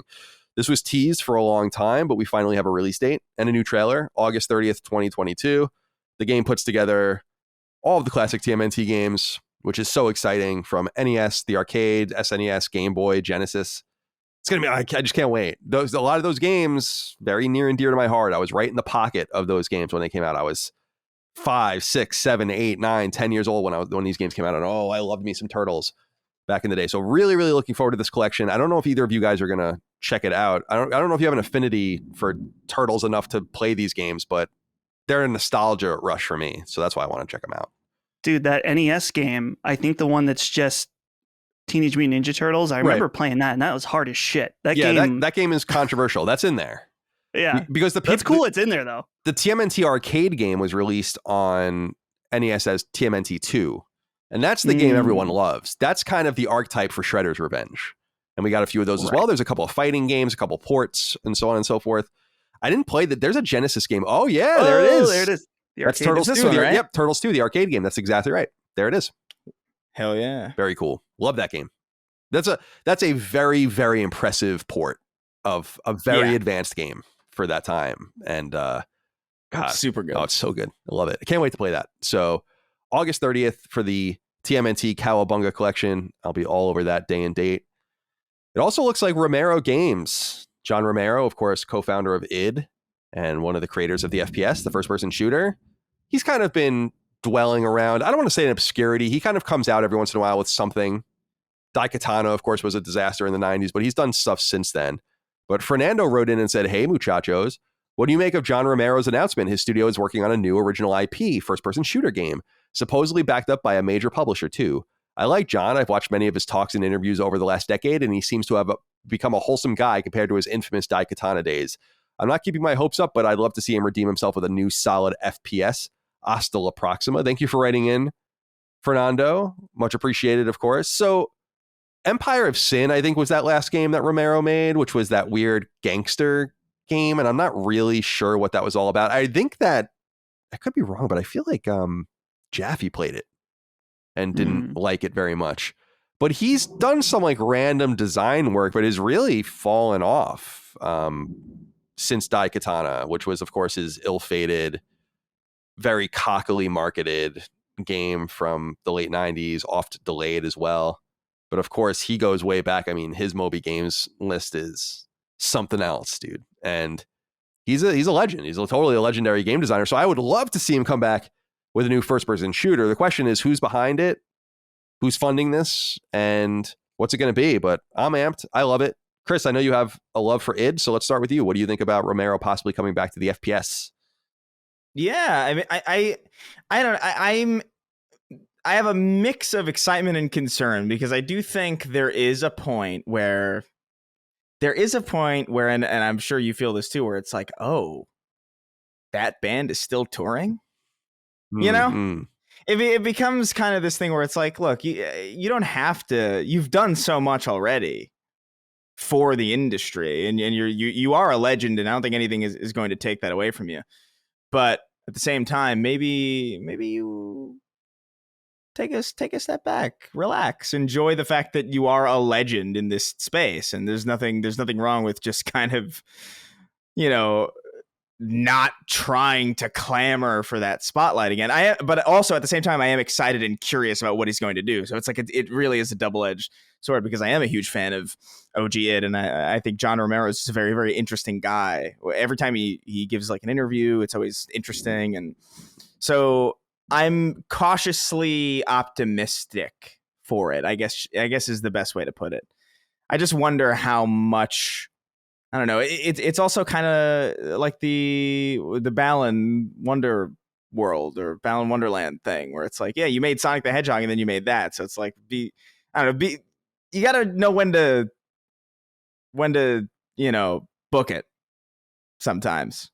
I agree in the sense that it's also interesting that out of the duo of John Carmack, of course, co-founder of id, and John Romero, is that they were both really good, obviously, program side game developers, but Carmack was really the programming and Romero was really the design work. And you think that the design and all of the game ideas that came out of Romero would have kept him relevant, but it was actually Carmack that stayed relevant through tech, which is strange to me and upside down, especially knowing their personalities. I've said it before in the past many times, but I really do want to reiterate. Masters of Doom is one of the greatest books ever written about the games industry. If people want to read just an absolutely stellar book about the history of id, it is so good. And I highly, highly, highly recommend that book. If you want to, it's old now, but it's about it doesn't matter if it's old, because it's the history of id through, I love this stuff. Like, they used to work at this place in Louisiana, and they can like go and steal their computers in the middle of the night and on weekends and bring them to these offices and work on stuff and then put them back. And I don't know. Interesting dudes. Really interesting dudes. Okay. Couple more things to get through real quick. New Alien game coming from Survios. These guys are a VR studio, so I assume this will be a VR game, but I'm not really entirely sure. It takes place between Alien and Aliens. It claims it'll be on VR and console. I guess we'll find out soon enough, but I love Alien. I don't know if are you guys Aliens fans? Have we talked about this in the past? I like the first one a lot, and I liked Prometheus. I never saw Prometheus. I never saw Prometheus, I don't think, because... Oh, you like Prometheus? I think, dude, that's a hot take. I don't know why people don't like that movie. I mean, it's been many years. I know there's some stupid stuff in it, but it's like, I don't know. It's just... It feels like it's kind of supposed to be stupid in some ways. I don't know. Yeah, it's been so long, though. Maybe I'd hate it now. I think it's the beautiful Squidward in the beginning, drinking out of the fountain of youth. I think that's probably the the thing that kind of freaks people out about that movie. But I love Aliens. I do have to say, though, I think most of my love for Aliens comes from H.R. Geiger's design. Oh, yeah. His visual work. Oh, like, God, I don't think it's amazing. Like, I don't imagine that even with Ridley Scott and those exact actors. Like, if you just took that script and those actors and that director and put them in a space that didn't look as interesting visually, I don't think that movie would be as good. It's kind of like Star Wars with the soundscape, where the music and sound design kind of carries a lot of Star Wars forward from being just kind of campy garbage sci-fi into being something that's actually worth remembering and something that sticks out to you. I feel like H.R. Geiger's design work is like it's that type of thing. So Prometheus was an interesting one. I haven't seen any of the ones after Prometheus, though, I will say. I love Alien, and I think Aliens is a great movie, but I prefer Alien, just like I prefer Terminator over Terminator 2. I think they get a little I think they get a little crazy after a while. Yeah. I like the smaller stories. I think, yeah, that is the point of those two sequels, though. It is kind of like an uprooting It's almost like a Gremlins 2 type situation where it's like, fuck it. We're just going to go. We're going to have Hulk Hogan watching Gremlins 1 in a movie theater in the middle of Gremlins 2, and we're going to act like that's totally fine. It's very 80s to do stuff like that. Not only in movies, but very cool. to change things around, like movies, games did that. I love that. I think it's cool. Yeah, I think it's awesome. The NES sequels, a lot of them did that, which is so interesting. But yeah, we'll keep an eye out for that. And I also wanted to just point out, I don't know if you guys care, but Netflix released a trailer for the upcoming Tekken Bloodline series. I don't have any love for Tekken, so I just don't care about this, but I know a lot of people are really excited about this. In fact, it seems like it's doing very well on social media and on YouTube and all of the rest. So there is a Tekken fan base out there, of course. Any excitement? Dustin, does this speak to your weebiness? No, and it's because the trailer uses, or not the trailer, but the show in general uses the CG anime, and I can't stand it. It is repulsive to me. I know that a lot of people are totally cool with it, and I just can't get into the weird. There's something about it that bothers me that I can't quite explain. I just feel like anime is supposed to be like drawn, like animated, even if it's, use computers and stuff like that. I get not everything's hand drawn now, but I don't like this like 3D style at all. Yeah. I'm kind of, especially because there was this recent fan made Dragon Ball animation, like super recently. It was called like a Dragon Ball Tale Legend. And it was by this just independent animation studio. I can't remember the name of them, so forgive me, but it's drawn traditionally and it looks incredible. It's like it's like a spin on Dragon Ball as if it was more rooted in Journey to the Old West or Odyssey to the West. So it's like more about like Monkey King, Goku, and it's super fucking cool. But after seeing that by like an independent animation studio and then seeing like CG anime in this big Netflix adaptation, it is incredibly disappointing. Even though I kind of understand what they're going for because Tekken is a 3D fighter, so I get where they're going with it. I like Tekken enough. I don't know how they're going to make this as dramatically salient as they seem to want to, because Tekken is literally all about people fighting and then throwing the loser off a cliff. So there's narrative there if you really want to stretch and look, but I will see. Maybe the mountain is its own character. Maybe it's one of those situations. Could be. We'll keep an eye out for that Tekken anime. Netflix in an interesting space right now. I want to see what works out for them and what doesn't, what they continue down and what they don't. It seems like they've found quite a bit of success with animated features. So yeah, we'll find out if that continues. And finally, before we get into what we're playing, just want to note that FIFA 23, the soccer game, comes to PlayStation 5 and PlayStation 4 September 30th. There are details on PlayStation Blog if you're interested. However, GamesIndustry.biz reports that FIFA 23 will predictably not include any Russian teams.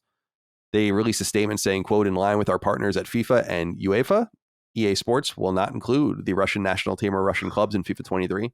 So not a huge surprise there, but a little piece of information as we move towards its release date. Also notable because FIFA 23 will be the last FIFA game before the game becomes EA Football Club beginning next year.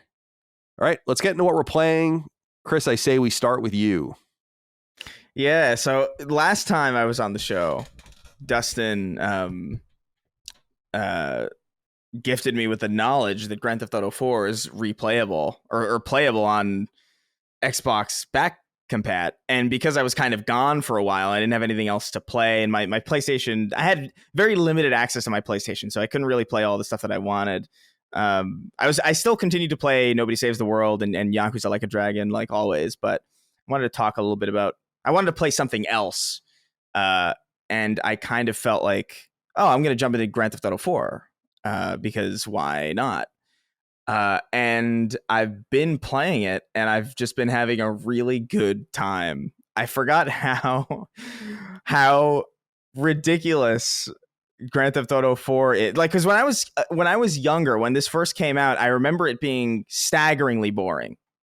I didn't even bother with it, because I remember just like, what is this? I don't care about this Russian weirdo. I just want to go into the online and hit my friends in the face with taxis and like, you know, throw grenades into a hospital, because that's the kind of sick shit that they let you do. That's Grand Theft Auto, baby. And so I never really paid attention to the story, but I'm pretty deep in now. I think I'm like maybe like 7, well, not deep in, but I'm like 7 or 8 hours in, and I'm having a blast. I really like Liberty City as a setting.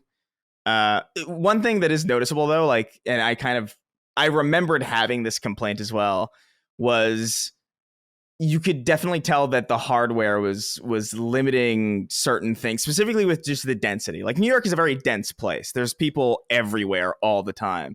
And in modern games, especially even just like Cyberpunk and stuff like that recently, like on better hardware than the base PS4, you see like big crowds and you're like, oh yeah, this is what a city does feel like. And that aspect of it is kind of lacking, and it does kind of take a little bit away from the fact that you kind of forget you're in New York sometimes, unless you're in the main Manhattan area, because everywhere else could be pretty much anywhere. You could be in Chicago or honestly anywhere. But it's just such a funny, it's so melancholically sad. It's melancholy and ridiculous at the same time. It's like it's such a weird tone. It's like very bleak and very gray, but then you've got like all of these ridiculous accents and over the top overacting, and Roman's such a shit. And I forgot. I always remember him as the guy who would harass you on the phone, who'd be like, let's go bowling. And you'd be like, no. That's all I remember about him. I forgot everything about his character.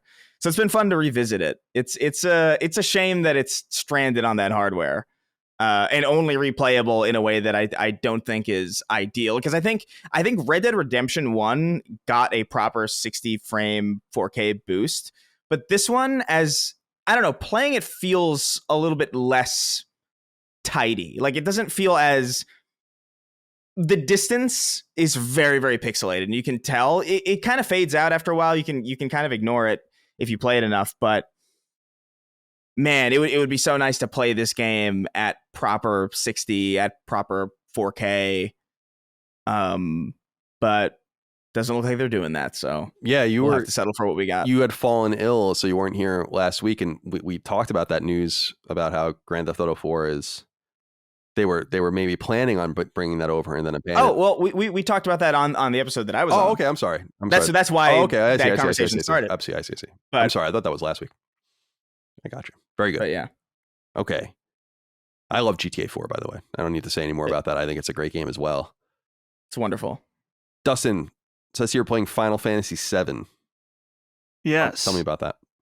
Yeah. So I was playing Final Fantasy 7, and I am playing it on the games journalist mode, as I mentioned last week. I'm done with it. You know, I went through and finished it, and so it was cool. I mainly, like I said last week, was playing through for the story, and I wanted to check out, like, I'm intrigued by these kind of earlier PS1 games with the pre-rendered backgrounds and like the way they kind of handled some different things.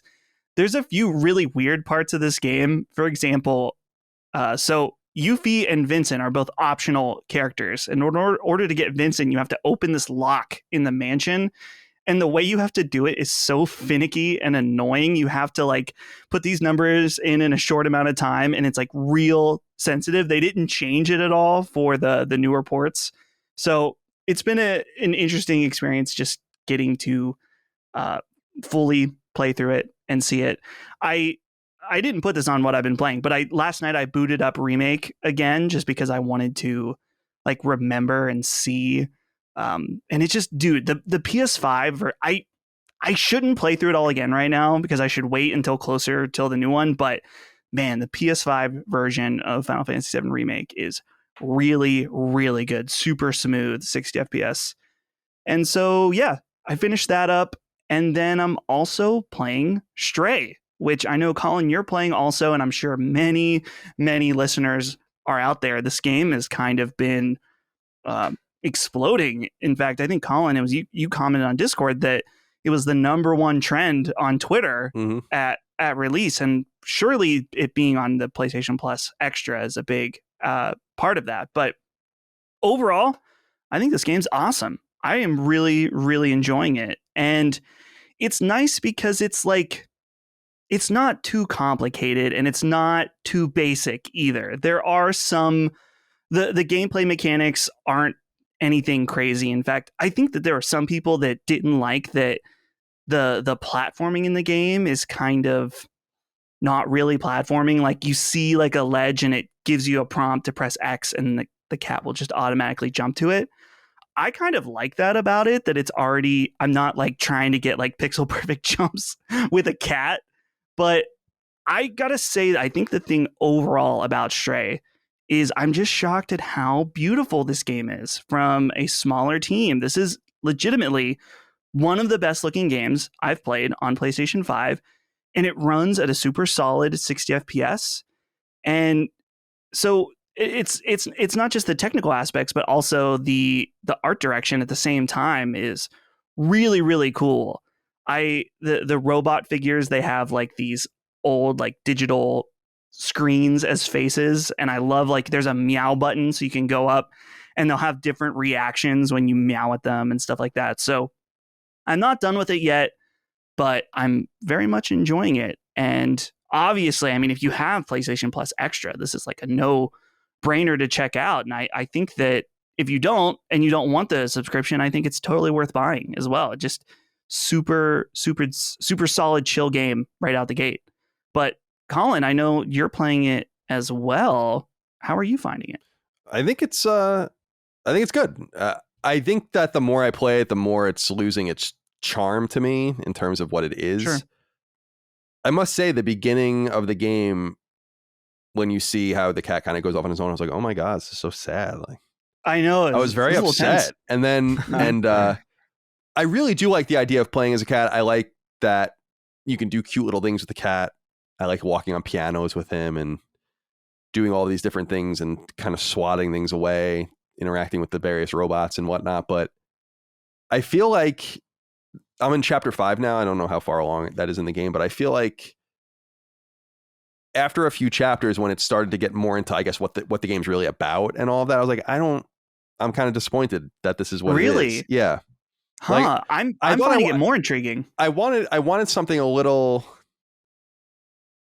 I don't know. I can't stop thinking about a game like Tokyo Jungle, the PlayStation 3 game, which is kind of similar to this in some way, just in the sense that you're playing organically as animals. Like there's no, right. But it's strange because I loved that. What I loved about that game was just the primal nature of it, like survival. It's animalistic. There's no real, you're just trying to get by. I do like that there's a more of a philosophy behind Stray, but I'm confused by something. So I'm like, can I read? Can I understand? Like, I don't understand what's going on in some of these situations where it's kind of a little immersion breaking for me, because I feel like the game is trying to tell me something and trying to do something very special with its plot. And I can see that and I want to follow the thread, but it doesn't do everything it can, at least in my experience so far, to nurture that. But I agree with you on the gameplay front. I have no problem with the prompts and the very simplistic gameplay. I think it's very satisfying. I need to see more before I give it a final judgment. But Adam Razik wrote in and said, hello, gentlemen. Just want to take a second to gush about Stray. I expected it to be good, but I didn't expect to love it as much as I do. I think it's a masterclass in establishing atmosphere and creating small but richly detailed worlds that make exploration both fun and rewarding. And the cat is a genuinely lovable protagonist, and his animation is amazing. I wouldn't be surprised if it ended up being my game of the year. I think that was my biggest surprise, was just the way it's being received by everyone. I can see this being a Colin style game. I love weird shit, but it seems like the industry's tolerance, Chris, is higher for this sort of game now, and people want it. So people are gobbling it up more than they would have maybe when Journey came out or something like that. Oh yeah, no, definitely. I've seen a lot of people talking about this, and I love it. This was, I've always been kind of rooting for this one. This one caught my eye kind of immediately. It was always on my radar. I was always kind of looking forward to it. I haven't gotten a chance to boot it up yet. I have it downloaded, but I kind of, I was in Seattle like super recently. I flew in basically this morning, so I haven't had a chance to play it since it's come out.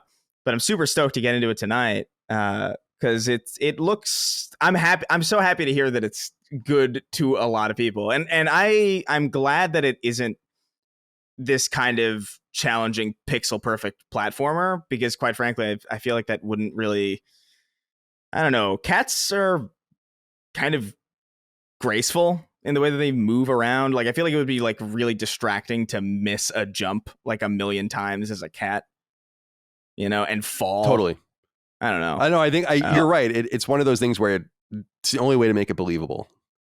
Right. And I'm super stoked on it. I love what I'm seeing so far. I haven't seen much of it. It was kind of rough on Twitter the last couple of days because a lot of people were just posting all sorts of shit about it. I was like, all right, I don't want to see it. Yeah, it's annoying. People are a little too crazy with that shit. Yeah, not that I'm necessarily like, I'm not expecting like some insane, I'm not expecting a Rosebud moment or nothing, but I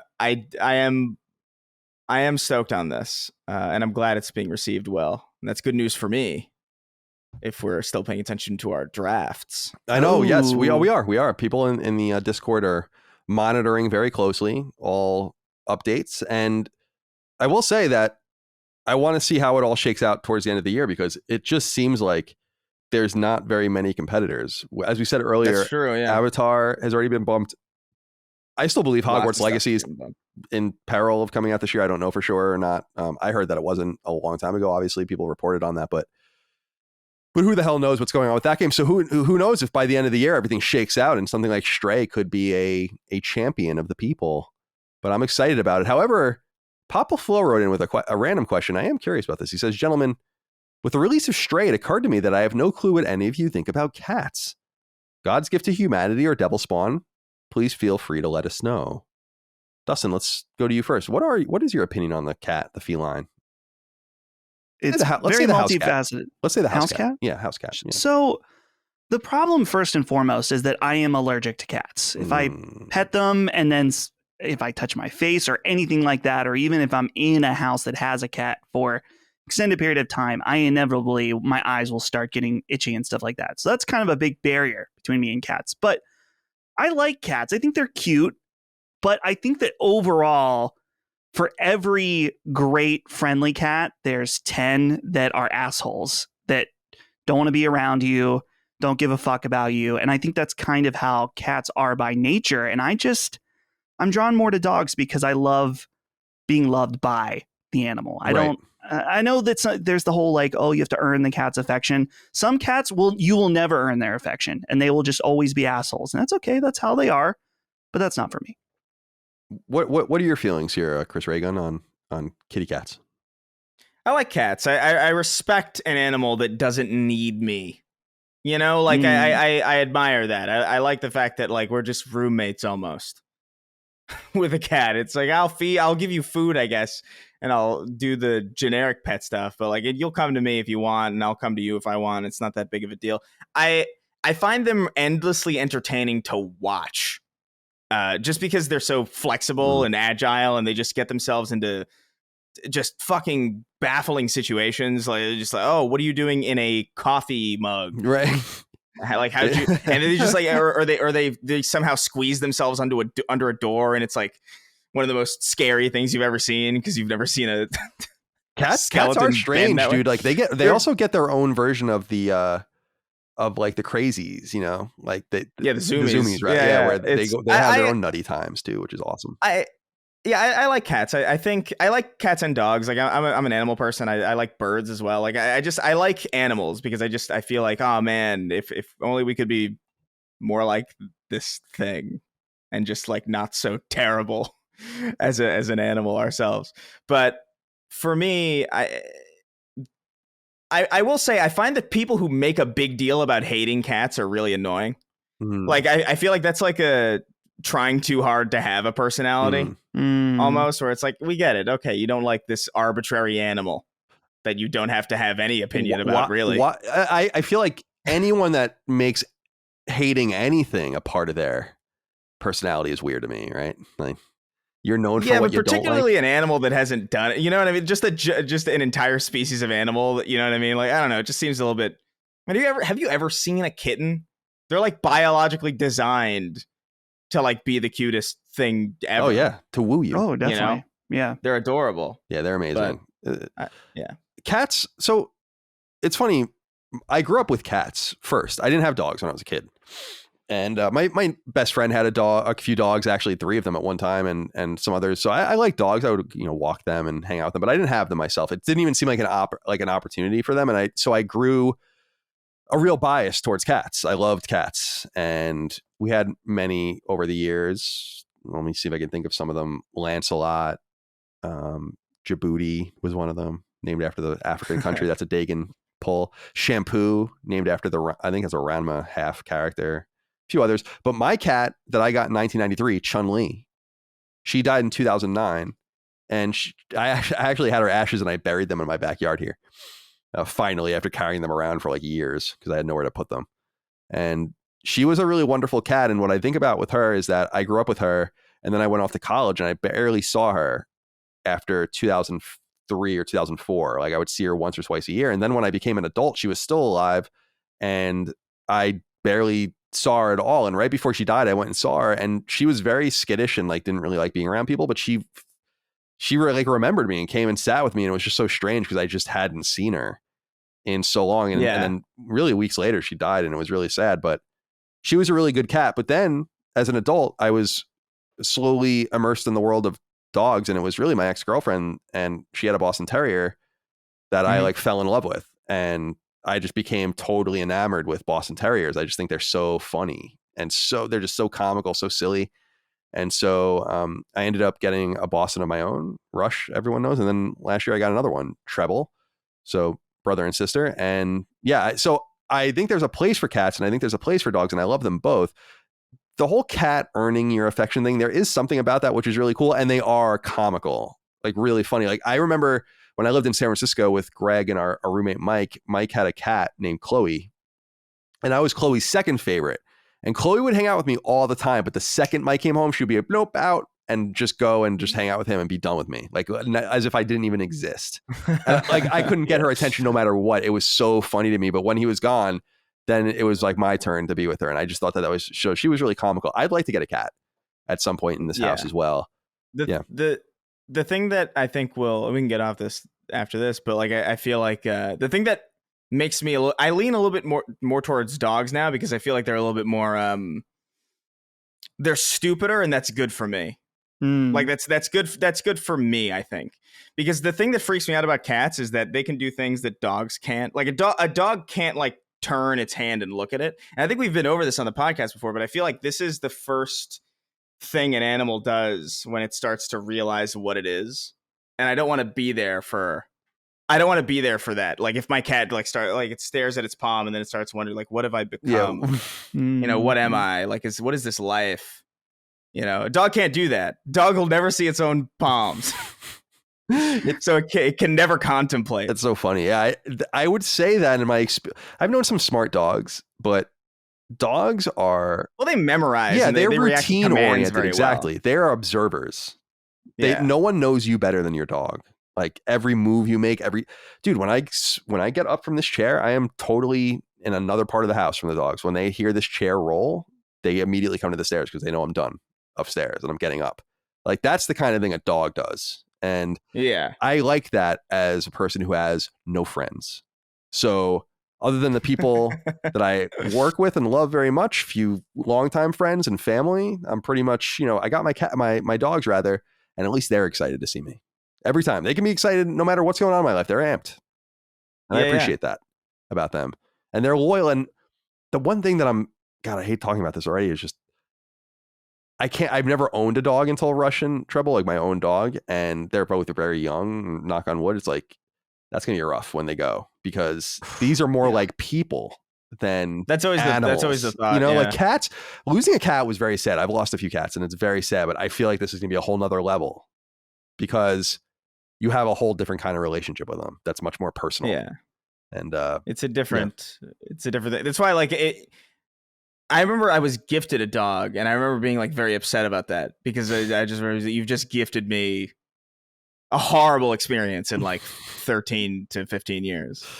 It's true, man. Yeah. It's like you're buying in. And I remember learning when Ryan McCaffrey, friend of the show, when his dog passed, he joined a survivors group almost. And I remember him telling me about some of the experiences there and like the different people that he would meet. And it's crazy, like the whole spectrum of people that never get a dog again, people that buy a dog again too soon, people that mourn their dog forever, people that don't like their new dog as much as their old dog, all sorts of interesting stuff. And so yeah, I don't know how we got off on that, but let's do well out there, dogs and cats. We love you very much, all of you, every one of you. I'm also playing, what are we talking about here? Oh yeah, playing games, video games. So I'm playing Ninja Gaiden on NES. I played it yesterday all the way through. That's for Knockback. We're going to have a Knockback episode on that in the next few weeks. I use save states. I have no fucking time for trying to play that game straight up anymore. It's just, and I was noting to Micah because she was watching me play it. I'm like, I no joke was 7 or 8 years old playing this game, beating it. And I no hope of me doing that right now. So especially on that fucking shitty Pro controller. I can't stand that thing for NES games. I got to get I got to get the NES controller itself. Because right. I will reiterate that setup they have with the NES games, the SNES games, the Genesis games, just in those little modules. You download them, very snappy menus. Awesome. Love it on Switch. Really, really cool. But Aaron Omar wrote in because he says, greetings, Slick Crew. He says this one is for Colin primarily. Listening to your conversation with Gio Corsi, you let it slip that you are last exploring Night City. With all the deservedly negative press around Cyberpunk at launch, I felt like it was lost on many just how fun the game can be when it all works. How are you finding your time with it so far? What are your favorite aspects of Cyberpunk early on? So yeah, I'm about 5 hours into Cyberpunk 2077. I downloaded it on PS5, just felt like it. I was originally going to play Dying Light 2, but apparently it's still not safe to play for trophies. So not gonna queue it up yet until it is. So I want to check out Cyberpunk, and apparently it's okay there. So I have a lot to say about this game early on. I think it's it's even more AAA than I thought it was. And that makes it all the sadder that they ruined its reputation the way they did. Because this game is, in a lot of ways, I'm like, wow. I keep going to Mike, like, look at this. And what I keep telling her to look at specifically are animations. The character animations in cutscenes are amazing for this kind of game. And right. I'm like, imagine if I was telling her, I'm like, you think about Fallout 3, like the camera zooms in and you're like, and then you talk and I'm like, holy shit, dude. Imagine if Starfield still did something like that. I doubt it. Right. And you have this, and I remember there's certain animations where I was like, holy shit, this is awesome. You're getting an implant early in the game with this like doctor, and he just he's on a doctor stool, and he's like kind of just spinning around the office, like going to different, and then he like very casually kicks away from his desk, and you could tell this was all motion captured and beautifully rendered, and there's a lot of love put into the presentation. I think it's quite impressive. I also want to say that I think the aesthetic is awesome. A corporate dominated society is really cool. The timeline doesn't make a whole lot of sense because this happens way too rapidly. This is a totally parallel timeline to ours. This isn't supposed to be our future, I don't think, because no, because it just wouldn't work that way. But it's really cool from that perspective too. I think there's a lot of love. I will say one complaint I have is it's very complicated. I personally find it incredibly complicated. There's so much shit, and it's not really displayed very well. There are different menus, and I'm like, I can't even find certain things. And there's just, you go to your menu to equip things, and it's just a bajillion things you can equip on yourself. And then you can upgrade all these things and all these mods. And I'm like, oh man. Yeah. There are some light, almost immersive sim elements to it where it kind of just doesn't do a lot of explaining for certain equipables or like certain like mods. And yeah, that was something that I noticed. When I played it. I don't know if I'm going to get more used to it. It seems like the UI is made for a mouse, and that is a problem. Yeah. And I don't know why they wouldn't fix that for console or make a unique thing. It's just not like a port of Civ 6 where you're like, all right, we'll take it. It's like we expected this to be a console game too, not also. And it doesn't quite feel like one to me sometimes, which is a complaint. But my biggest complaint so far, and it's early, so I'm not going to render much judgment about anything else. I'm not very good at the game. I've not seen anything. I've not really done very much. The male voice actor is horrible. And I don't know. I don't know who he is, and I don't mean to insult anyone, but it's really bad. And it's really bad because everyone else's performances are really, really good. And this brings me back again to The Quarry. It's not quite like that, but it's pretty close. And I just don't know what the hell. You can tell that I mean, a lot of artists aren't in the same room when they're doing and they're performing things, but it just feels like they're not in the same room. It's just it's bad. The direction feels off. I played with the female V the first time, and then I tried the male V on the second one. I was like, nah, this is. I was female V too. Yeah, but I like the custom. She has a way better voice. I like the customization options. I gave myself a big dong. And you can't customize the size of the penis and the balls independently, though, and that's a big disappointment. Yeah, it would have been awesome to give yourself like some sort of comical scaled, like huge balls with little micro dick or something. That would have been great. But I like the customization options, and I'm trying to like role play it a little bit. I made myself of a corporate background, like the corporate escapee kind of background, and I made myself like kind of look a little professional, like not too crazy, dark eye makeup and like a beard and. I don't often get into customization options. I actually typically go to like, Shepherd, like how we know Shepherd bald, like kind of like shorter than my hair. Like that's Shepherd to me. I'm like, I don't know. Or I'm going to make an ugly, horrifying character that I think is hysterical. But here I wanted to make something that was serious. And so I thought that the tools there were cool. So I think there's a lot of potential here and I'm intrigued by it. And I'm trying to play it as non-violently as I can, but I'm finding that that's just really not possible, at least early on. Like I one of the main Golden Path missions, I just killed like 20 or 30 people probably. So that is what it is, I guess. But yeah, it's a little tricky but I will say you are playing it the right way. If you're playing it in a, I mean, not to say that there's a right way or a wrong way, but like as far as getting the most value out of it, I do think kind of playing in a more role play kind of immersive sim style is the way to go to really get a lot out of it. Guys, let's go into the news. There are a few items to get through here. Bigger pieces of news that we have not discussed yet. And I want to begin at number 1.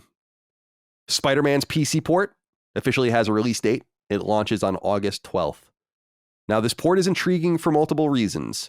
For starters, it's the first project executed by newly purchased internal PlayStation PC port studio Nixes. It's also the next in a series of migrations that have happened from PlayStation 4 to PC with success stories ranging from Horizon Zero Dawn to Days Gone to God of War. But what makes this port perhaps most intriguing is that Spider-Man is a massively popular one-off exclusive that has the most upside, not only in terms of mods and all the rest, but in terms of sheer sales. At more than 20 million units sold, Spider-Man is one of the best-selling PlayStation exclusives of all time, and there's a decent chance it will be the single best-selling period once it has some time to marinate on PC. If you choose to play the game on PC, here's some of what you can look forward to, according to core developer Insomniac. Ray trace reflections, NVIDIA DLSS graphic performance boosts, NVIDIA DLAA anti-aliasing, multiple display ratios, including 21:9 and 32:9, and, quote, additional quality levels and algorithmic options, including SSAO, texture filtering, LOD quality, shadows, and more, end quote. Like 2020's PlayStation 4 port of the 2018 game, the PC version of Spider-Man will also come optimized for DualSense. At its highest mode, Spider-Man on PC will run at 4K 60 with so-called very high ray tracing, but will require 32 gigs of RAM and SSD and high-end GPUs and CPUs to achieve it. Insomniac, which was once best known for Spyro the Dragon, Ratchet & Clank, and Resistance, was purchased by Sony in 2019 following nearly 2 decades of second-party relations. The team released Ratchet & Clank: A Rift Apart on PS5 earlier this year and is also working on at least 2 other PlayStation 5 exclusive projects, Spider-Man 2 and Wolverine, both hailing from Marvel's portfolio of IP. As for Nixes, it's unclear what its next port will be. Chris, I'm curious what you think of this, because I think, are of the same mind, and I think it's somewhat logical that this is going to be a very big game on PC. And I don't know. I'm a little confused why they're announcing it so close to its release date. I feel like they should make a bigger deal out of it, but I think they're trying to kind of play nice with their maybe more upset fans. But I want to ask this, and this is more of a general question to the fan base. Now that PlayStation games are coming to PC, what have you lost? What's different for you right now? Nothing. And so this is just more good news as money enters PlayStation and can be used to make new games. So what do you think about the Spider-Man port? Are you going to play it? I assume the answer is yes.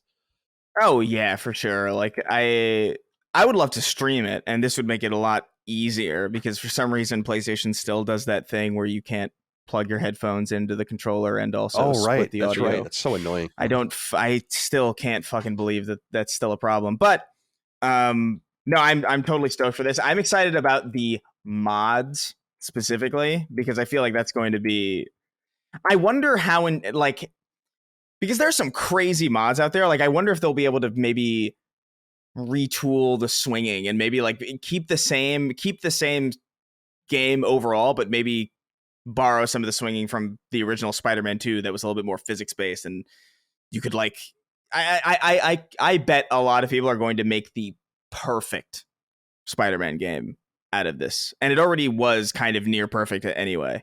So I'm stoked to see what this ends up being on PC.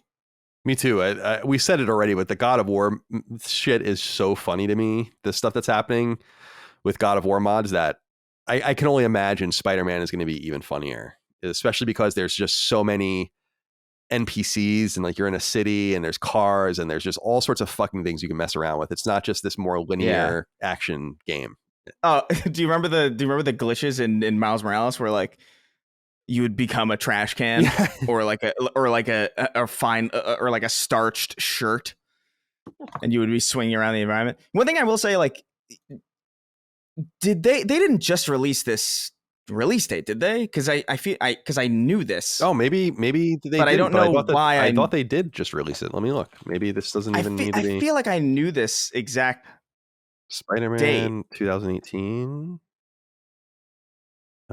These details are definitely new. Yeah, I thought these details are sure, but like the release date. Maybe the date isn't. So the 1st of July 2022, Spider-Man PC release date. So I guess we might have missed it then. I guess. Yeah, because I remember somebody asking me this question on Twitter like really early. Like, well, I'm sorry about that then. A while ago. Whoa! I just wanted to save you before. No, well, I don't give a shit. It's fine. Oh well. Dustin, you have anything to add about Spider-Man coming to PC, all the different optimizations? Looking forward to it August 12th. I think what's really exciting about this port in particular is just seeing how well Nixxes does, because obviously we've seen some really bad PC ports overall. I mean, in particular right now, the Stray PC port apparently has a bunch of issues. And so there's going to be a lot of eyes on this game for them to hit it out of the park. And I think one thing in particular that I would hope, and from this game in particular, we're seeing as an example, hopefully it's an initiative that Sony's like, well, if we're going to release our games on PC, we should make them have all the options a PC player would want. And this clearly has, it checks all the boxes as far as I can tell, as far as widescreen support or super wide screen support. It has NVIDIA DLSS, which for anyone who doesn't know what that is from the console space, that stands for Deep Learning Super Sampling. So basically it will render the game in 1080p and then use AI to expand the image up to 4K. And it's gotten so good that it actually, in certain instances, improves the image over native 4K, which is just crazy. I have no idea how they pull that off. But then you get better performance. And so I'd be most interested in seeing a game this fluid that you are swinging around at 120 FPS or above. I think is one of the most appealing aspects. So yeah, it'll be all eyes on this one. This is one they cannot fuck up out the gate. They had issues with Horizon Zero Dawn. It can't happen again with this game. And clearly Nixxes, they have experience with this. So I think that it'll probably be fine, but I wouldn't necessarily pre-order it. Buy it the day of. Wait and make sure that there's no like hitching issues or something like that. I'm not a pre-order guy. It's fine. If that's what you want to do, that's fine. I'm not going to judge you too badly for it. Only when I can preload. And hey, by the way, going back to Stray real quick, I ended up buying it for $30. And it's actually Fran Mirabella, an old friend of mine that worked at IGN with me, was circulating something on Twitter saying something interesting, which is that they kind of get you to try to upgrade to premium when really to buy Stray, you only need to upgrade to extra to get it. And there's kind of like maybe a little bit of some deception there, although I can't speak to that in a huge way. But I just wanted to make that note as well. All right, let's move on. Number 2. While they're certainly not making a whole lot of noise about it on social media feeds, Sony has quietly made what they no doubt deem an important investment in their overt and continued pursuit of the esports space. A website and platform called Repeat.gg. Repeat isn't relevant in the console space, at least not yet, but in the PC esports space, it's actually quite a vibrant platform. The basic gist of it is that Repeat acts as the central organizational hub for tournaments and other games, ranging from Fortnite and League of Legends to PUBG and Call of Duty Warzone. But these aren't just tournaments you play for fun, at least not at the highest level. To enter many of Repeat's paid tournaments, you yourself have to put money on the line, and those outside of the tournaments can conceivably put money down to bet on winners in various categories. The economics are all conducted through so-called coins that are available on the site. This allows players to play for no money, since you can earn some coins simply by logging in, and allows others to take it to the next level if they want to up the stakes. And in an announcement to their own fan base, Repeat notes that the PlayStation's purchase means very little when it comes to availability. They plan on bringing the service wherever it can, including rival consoles. Indeed, there's little else to say at present, as the deal is new and the fruits of the deal are far off on the horizon. The small San Francisco tech company was founded in 2015 and joins the likes of fighting game tournament Evo and Sony's new internal brand INZONE as complements to their clear pursuit of the vibrant esports space. I also want to note that Jalopnik, which is the car blog that's in the same family as Kotaku, actually wrote a really interesting story that I wanted to recommend in this space. And it's called "The Stars of Gran Turismo's World Tournament See No Future in the Game." It was just posted a day or two ago from when we were recording. And it just lines up with this idea that Sony doesn't have the proper organization even for their first-party games that are begging to be treated like an esport. And Gran Turismo probably is the biggest of the bunch. And they talk extensively about how Sony and Polyphony are just getting the shit kicked out of them in this regard by iRacing and some other games. So it makes a little bit of sense within that context that Sony would make an investment like this. Dustin, had you ever heard of this company before? Because this is way out of my realm of understanding, but it makes it seem like it's a pretty smart idea, because if I've read a lot about it, and they're very corporate and weird on their website. It's very unclear what's going on. I even watched some of their tutorials and all of this.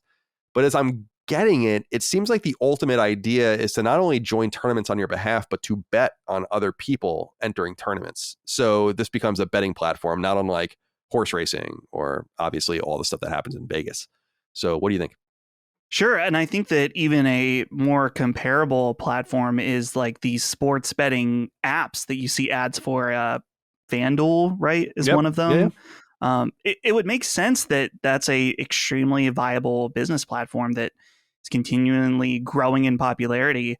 Why not apply that to esports as well? The part that I think I have some hesitancy towards is this idea of you're not just betting on like verified esports teams. It's the fact that you can go and bet on yourself.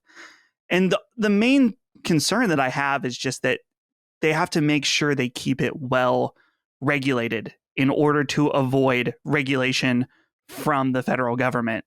And so I don't know. It just seems like a dicey area when I know video games aren't for kids necessarily. There are games for kids, but games like Fortnite and PUBG and stuff like that are played by children. So you have to make sure you're carefully walling off the ability for kids to gamble and stuff like that. And so it seems like it could be treading a fine line. But you're right. This website, I'm looking at it now just to try to learn more. And it is kind of all over the place. It's really weird, but clearly Sony's all in on esports. I couldn't at the time of publish at least when we're recording, I couldn't find Sony's PR statement, which is interesting. This all has been announced by them. So I want to hear more about Sony's intent as well. I just can't find. There's a comment, I think, from Grace Chen in their announcement, but nothing from like with their letterhead. So I would be interested to see what they had to say about that. And they'll eventually have to communicate this to their stockholders. So I might just be missing it. However, I didn't expect you going down this path, so I'm going to go into the end of the show right now and grab one of the 6 questions, comments, concerns, thoughts, and ideas that I was planning on talking about, because it makes a lot of sense considering what you just said. Nicholas Schaeffler wrote in, said, "Hey there, 2.5 men. Government regulation of loot boxes has cropped up again. When I hear games journalists or commentators support such regulation, all I can think of is how regulations always seem to start small and grow over time, leading to nanny states." I'm looking at you, Australia. The video games industry has been pretty good at self-regulating over the years and not putting itself into a situation where government regulation is required. And while I understand the argument that loot boxes are in the realm of gambling, I can't help but fear what a future with government-regulated games will look like. Am I being too cautious, or do you think inviting the government into our hobby will be a net negative?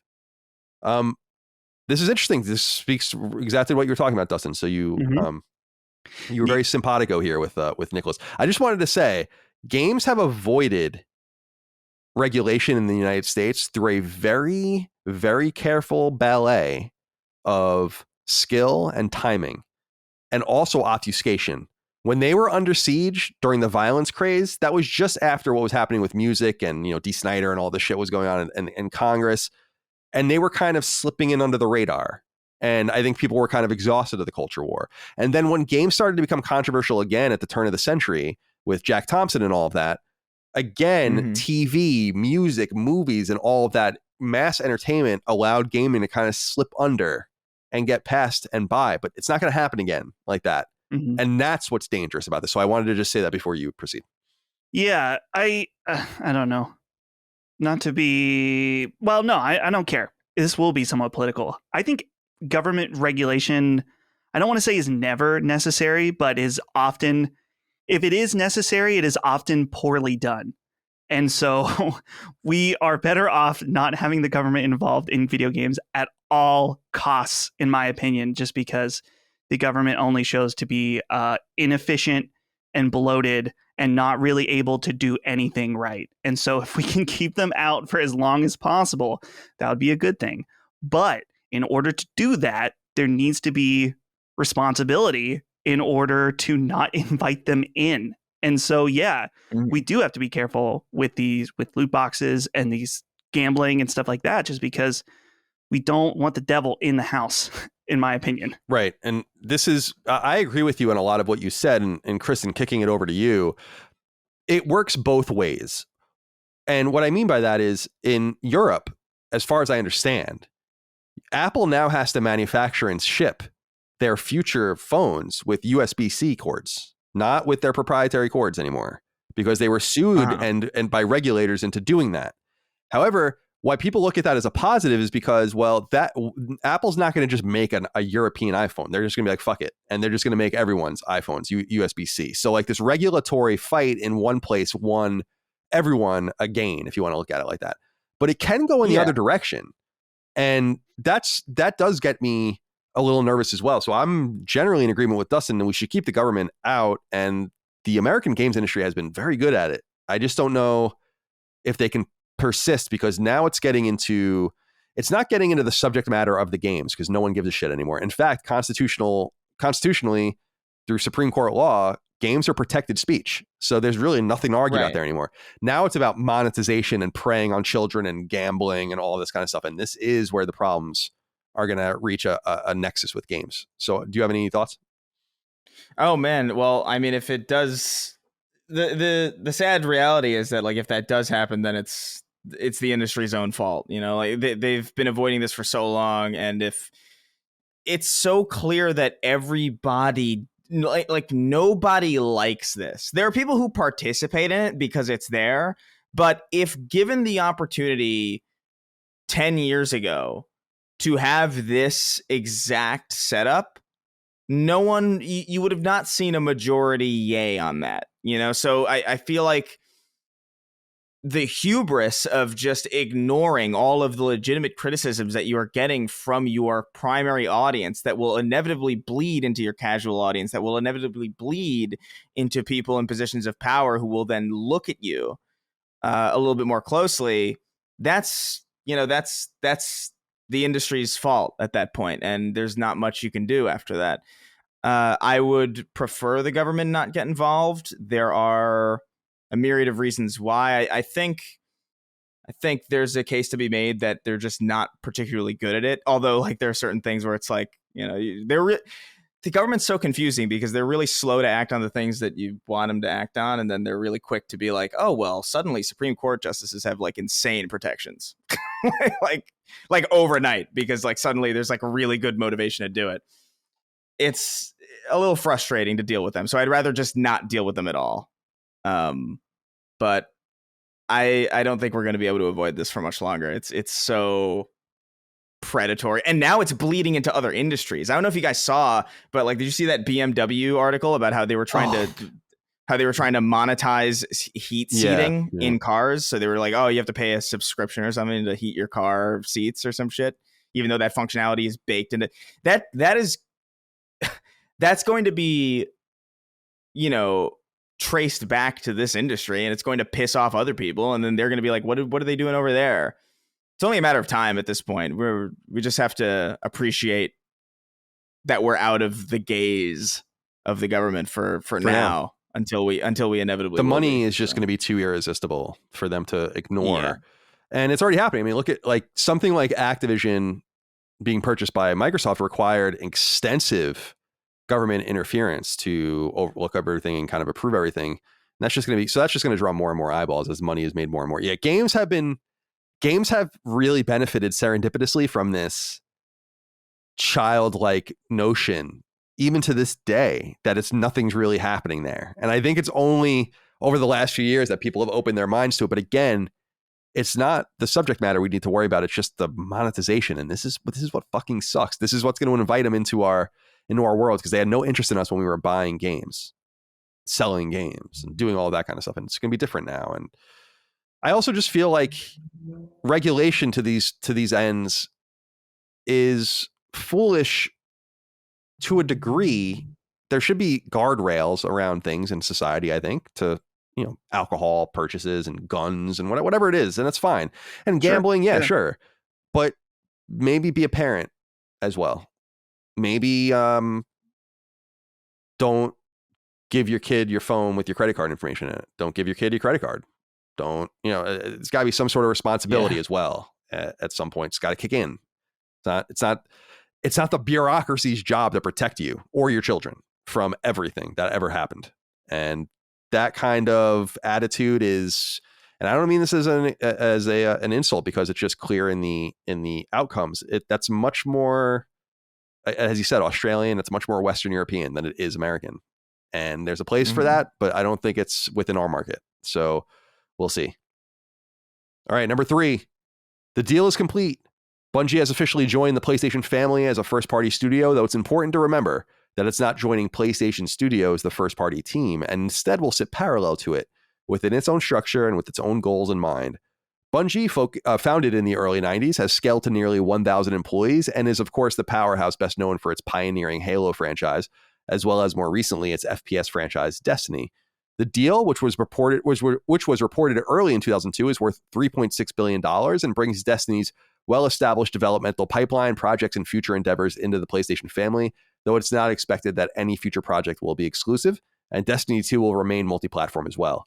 Halo, for what it's worth, is owned by Microsoft, and while Bungie last visited Halo in 2010 with Xbox 360's Reach, the team has been free of Xbox's first party since 2007.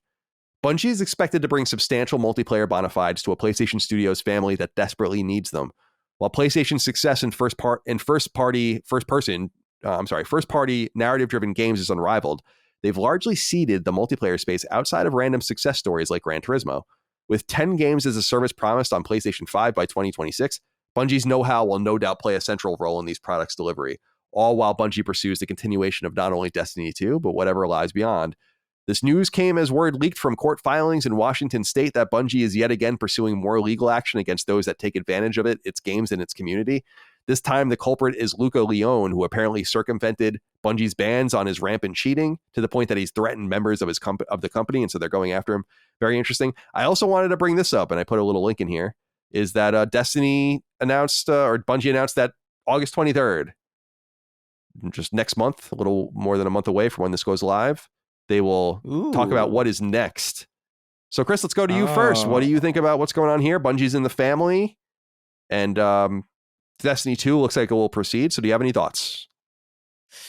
Yeah, I mean, I didn't know about this showcase thing that's happening, so I'm actually really, really excited and stoked about that. But I saw this on Instagram and I got really confused because I thought I was having a stroke or something, because I was like, wait, this happened already. Like, because I think the way the news was framed was just the way that it was framed before. It wasn't like the deal closed. It was just like, Bungie is set to join PlayStation. And it's like, we knew this for a hot while. Yeah. Like, I got really fucking confused. And everybody's like, oh no, the deal's closed, which I expected it to. So it's not really huge news, but I mean, yeah, I think what's most fascinating about this is the way that they will exist under Sony's first party, in the sense that they're kind of a silo.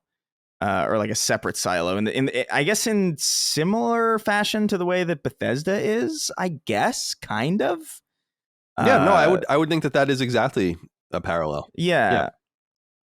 So, well, I guess that the only thing is like Starfield is exclusive as far as we know. But so that's the one. That's the one. You're difference. right, but in terms of the structure, like they're not a Microsoft team. Right. You know, or so they are. You know what I mean? Yeah, but I am curious as to what they'll do from here on out, and how much, whether or not we'll see the fruits of Bungie's labor in these live service titles that Sony's planning on putting out in a very short amount of time. I'm really just selfishly excited for Destiny and whatever the hell they do personally. Like low-key, I'm just not really all that interested in what they can do for other random live service games. I know Sony is definitely interested in that, and I think it's wise of them to use that skill. But first and foremost, I'm always going to be looking into what they're doing, because they're just a very interesting studio. Even with this lawsuit stuff, like I feel like usually when a company gets really, really trigger happy with or very, very litigious, you see a lot of backlash against that in the general community or the general player base. You know, I think about like Nintendo suing people over ROMs or similar stories of that nature. Specifically with Nintendo. Nintendo's been pretty rough with that stuff. But I find it so fascinating that here it's just everybody just agrees. It's like, oh yeah, no, keep going. Yeah, no, it's very interesting. I think it's very cool. You're absolutely right. I love it. It's a fantasy, I think, for a lot of companies, a lot of entities to be able to do this and like go after your haters. It's got like the Jay and Silent Bob Strikes Back kind of feel, where you're going to the doors and it's like, are you Magnolia fan? And I dig it, and I think it's cool because they're doing it for the sanctity of their products, for kind of delineating the lines between their corporation and the outside world and what they own and what they control, and then also the respect for their fan base. Like this guy. The common theme between their lawsuits, I'd actually maybe talk to Hogue soon and maybe talk to him about this. Like what other companies have done shit like this, where I don't even know if they care if they win. I think they're just trying to show people like, do not fuck with us. Do not fuck with our games. We're trying to set a precedent. There's a bunch of other soft targets for you to mess with. We are a hardened target. Don't mess with us. And probably scary as fuck. That guy got served.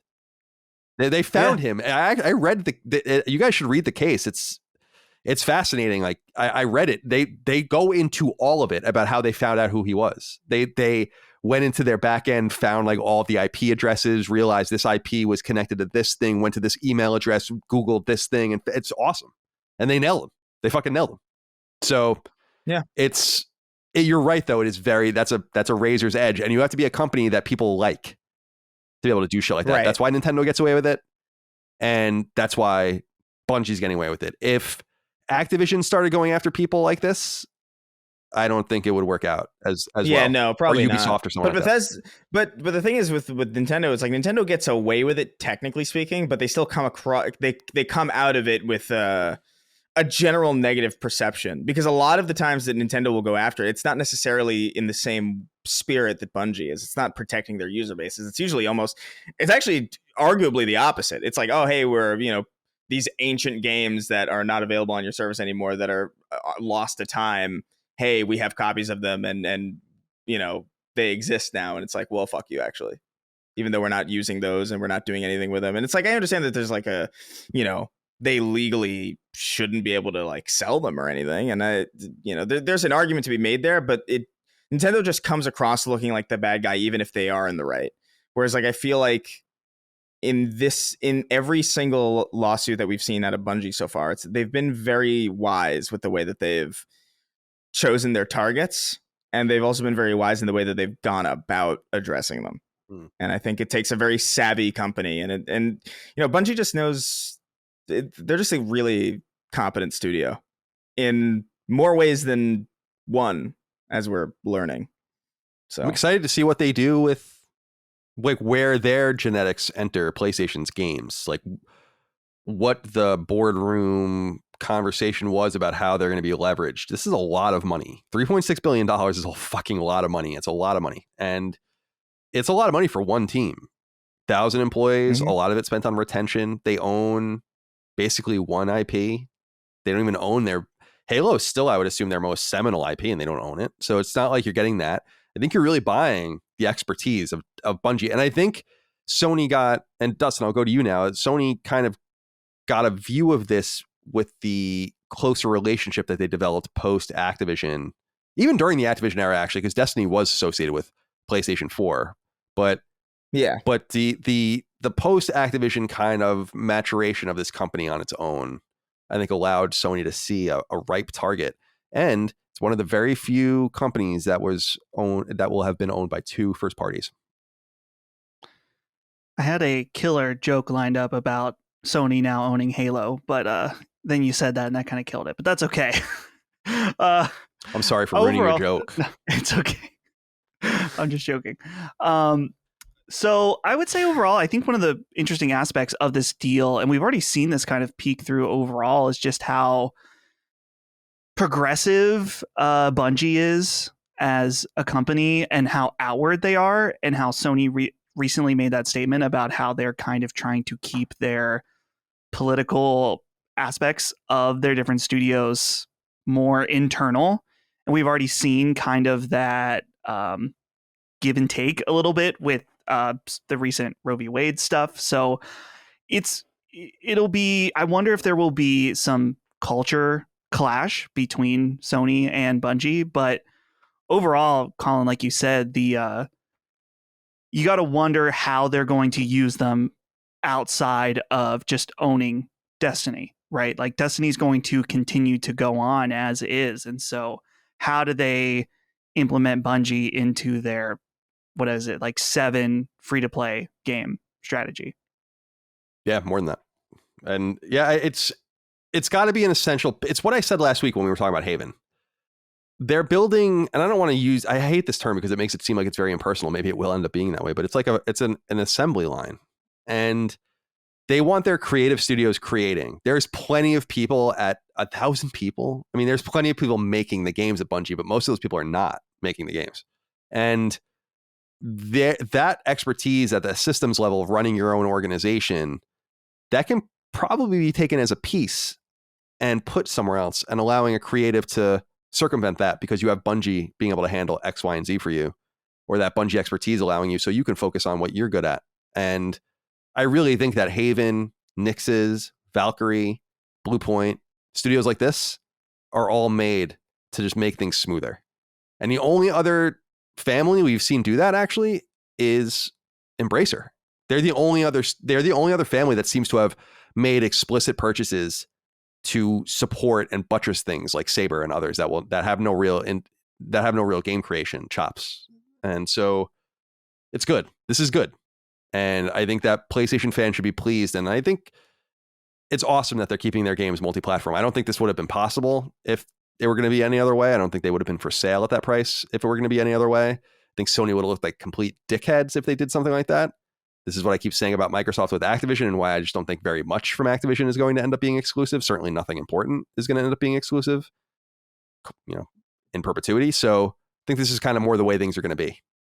And people might look at it as a way of like serving an olive branch up to others and be like, well, we're going to play nice with you and you play nice with us and everything's kind of good. But I just think that's the reality. I don't think you need to buy that kind of goodwill because that's the way people want to play with each other. It's just going to be a way that, by the way, Bungie has extensive Xbox knowledge. That's going to be pretty useful if you port your games over one day too. So, yeah. All right. Thought this was an interesting one. Number 4. An interesting note came by way of toy company Spin Master. It has entered into an extensive licensing agreement with PlayStation to develop items, quote, in the action figure, collectible, playset, roleplay, vehicles, RC, and games and puzzles categories, end quote.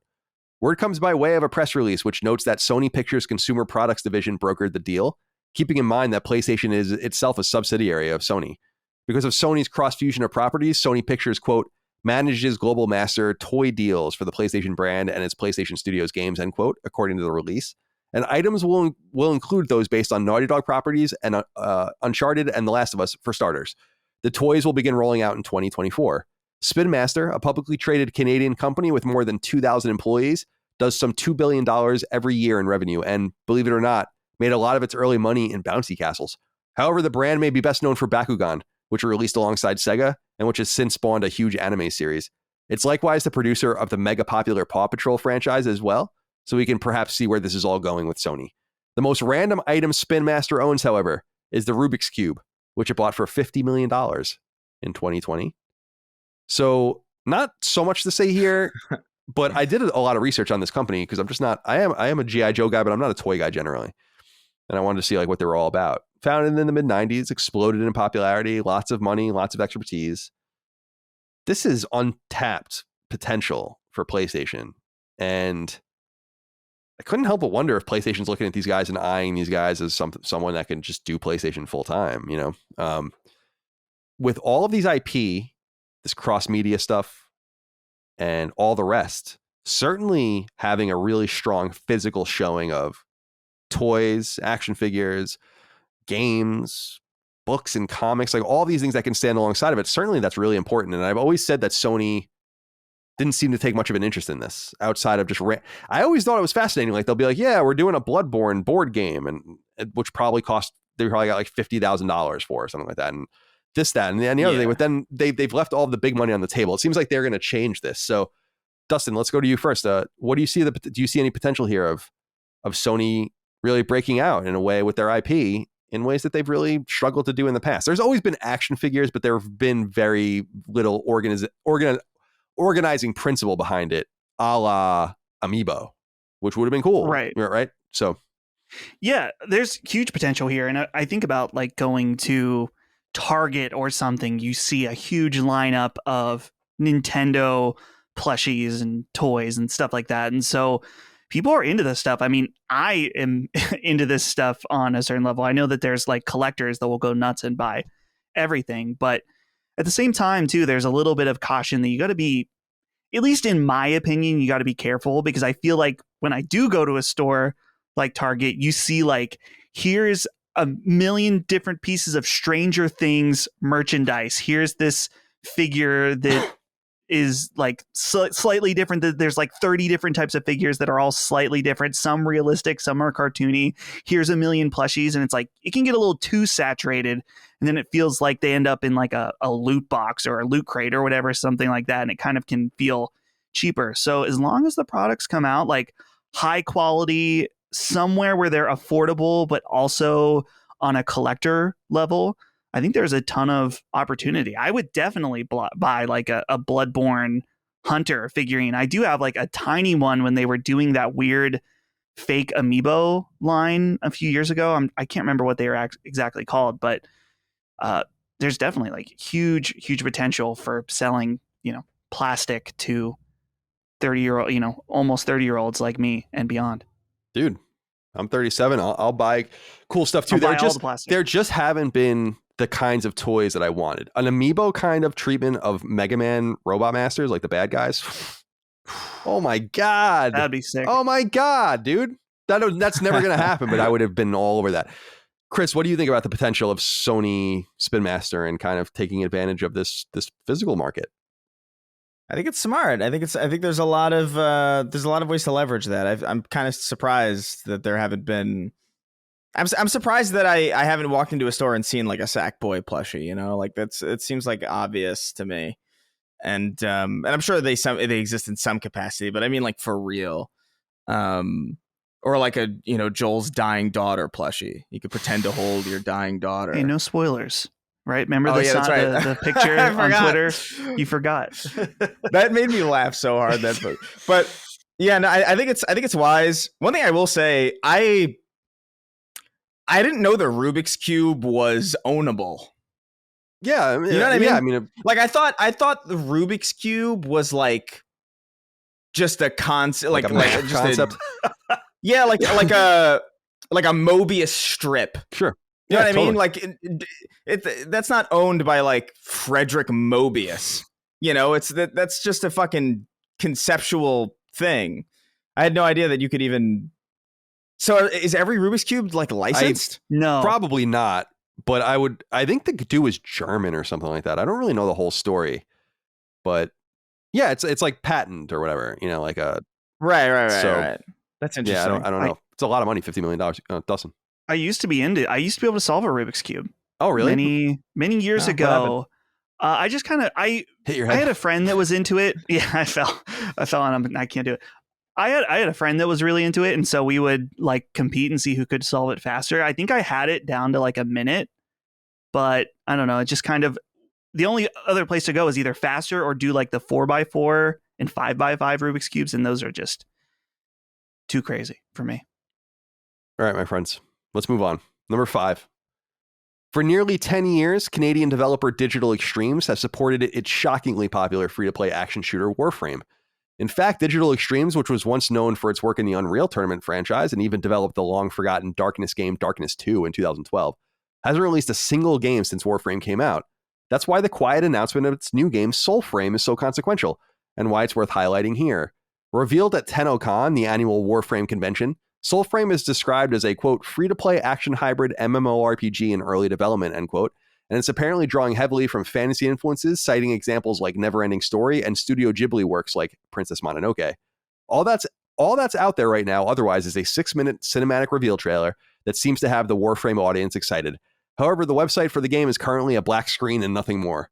A release window, nor platforms, nor much of anything else has been revealed. Digital Extremes, oops, I just knocked my camera down, owned by Chinese company TLoU, first released Warframe in 2013. Indeed, it was a PlayStation 4 launch game and came to PlayStation 5 right after launch in 2020. While its true reach, financial data, and player count are unknown, it's assumed by certain scraping sites that Warframe may have a daily player count of more than 500,000 players nearly a decade out from launch, and remains one of the most popular MMOs in the world, which of course accounts for Digital Extremes' complete lack of urgency and working on other projects. In the last 30 days on Steam, the peak concurrent players for the game were 91,000, with 35,000 players playing at a time on average. Dustin, do you know anything about this game? I remember them coming to the office at IGN and showing it to us, and before PlayStation 4 came out. It's not my kind of game, but what I was surprised about was just how persistent it is. It's really popular. And right. I remember IGN even a couple of years ago, I think they re-reviewed it because it's totally different now. Do you have any connection to this game at all? I felt like it was important to bring up because we got to acknowledge its player base by noting that it's actually pretty big on PlayStation. I think it just came to Xbox recently. So yeah, this game is crazy because I don't know anyone who plays it, and I don't see anyone talk about it in our Discord, but clearly it has a very, very dedicated audience, and one that this comes back to what I said earlier. It's a free-to-play game that is well respected by its community that feels like they have a fair interaction with that nature of it. So seeing them announce a new game, from watching that trailer, it seems like they're going to really focus on sword-based combat, which Warframe has in addition to shooting, and is one of the more interesting aspects of that game. So this will be interesting. I wonder how they'll handle these side by side, just because Warframe, to my understanding, is very much a Destiny style MMO where there's a lot of content, a lot of stuff to continually update and add to. And so to juggle both of these games at the same time might be a little bit difficult, but I'm intrigued. I really liked what I saw from an art style perspective of that trailer.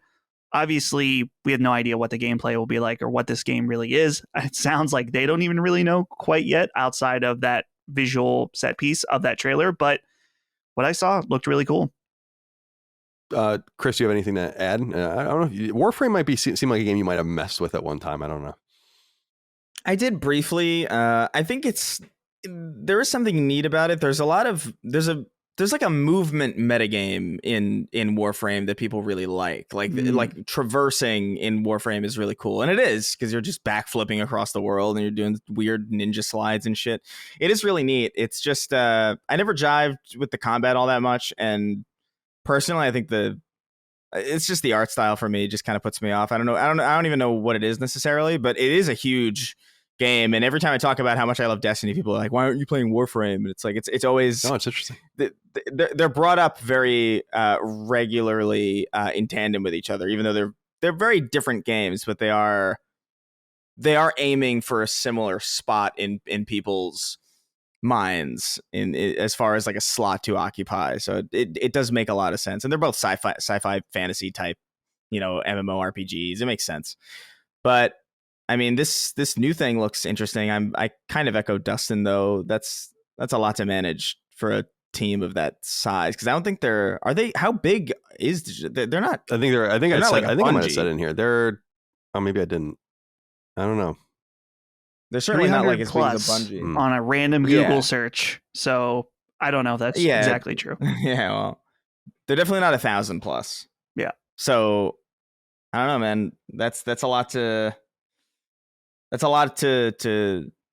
bite off. Yeah, I think they just see their own telemetry. I don't know what their numbers say, but inevitably they need to make something new. I'm always surprised when companies take so long to make new things. I know you want to support the old thing, Riot, but you got to be careful to not get like. I think Riot is kind of lucky right now that for sure that they should have been making other games way quicker than they were. So nonetheless, and that's a much bigger company as well. And finally, number 6, just quickly, I'll read through this as always.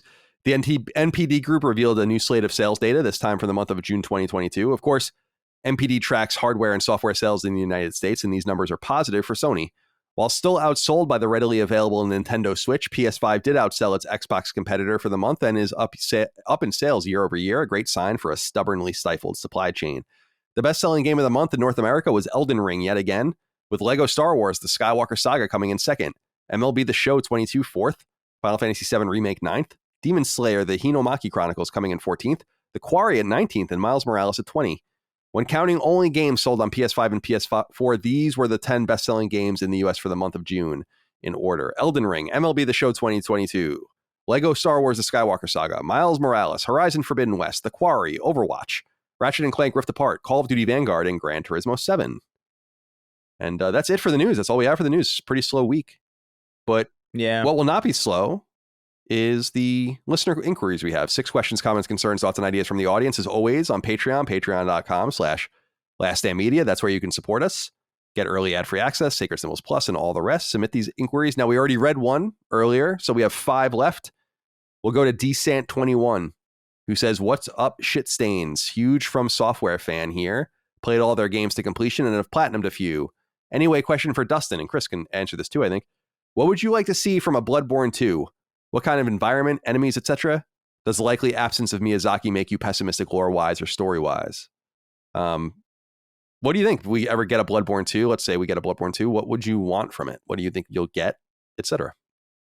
I think that now that Elden Ring is out, I don't necessarily would want a world of that scale in Bloodborne, but I like the idea of seeing what From Software can do with a very dense city, because obviously Yharnam is probably, is kind of the standout aspect of Bloodborne as far as its art direction and its style. So to see something where you could kind of have that open-ended nature of Elden Ring in Bloodborne, I think would be really interesting. I think too that now the hard part for me to predict with From Software is that they always go in directions that I wouldn't expect. So it's hard for me to even predict, like, I would want this, because I didn't want Sekiro from them, like a game that stripped out all of its RPG elements, removed the choice of weapon, but that's what they did, and it was incredible. So as far as that likely absence of Miyazaki, would that make me pessimistic? So I guess it depends on who would be at the helm instead. Specifically, I think that, let's say in this hypothetical situation, we do have a Blue Point Bloodborne 2, right? I would feel cautiously optimistic in that situation, just because we saw how much love and care they put into Demon's Souls Remake, that I would feel like they would take enough time and understand what made Bloodborne great, what it means from a visual standpoint, how do they incorporate that and expand upon that into some kind of sequel. But if you have a random ass team that you've never heard of go in and they're somehow hired to make Bloodborne 2, then yeah, there's going to be a lot of skepticism as well. I think the ideal situation for me is that and I don't know how this would work out. So again, this is just like me pie in the sky, is that if you could have From Software's art department along with Miyazaki working on the art direction, the concepts, maybe the bosses, stuff like that, and then have Blue Point do a lot of the heavy lifting as far as actually like making the game, That way, From Software wouldn't necessarily be fully burdened by this, but they can still kind of stamp their seal of approval on it, would be really interesting.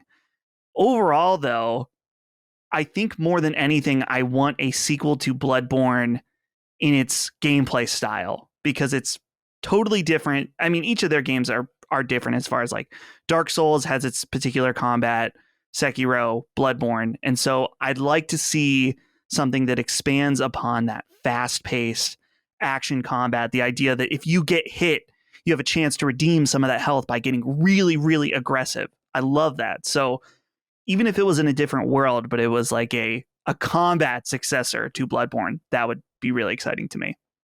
Do you have anything to add, Chris? Put a jump button in. Oh, yeah. Honestly, I mean, that sounds like that was a bit of a long-winded answer, but I actually totally think that could be interesting for sure.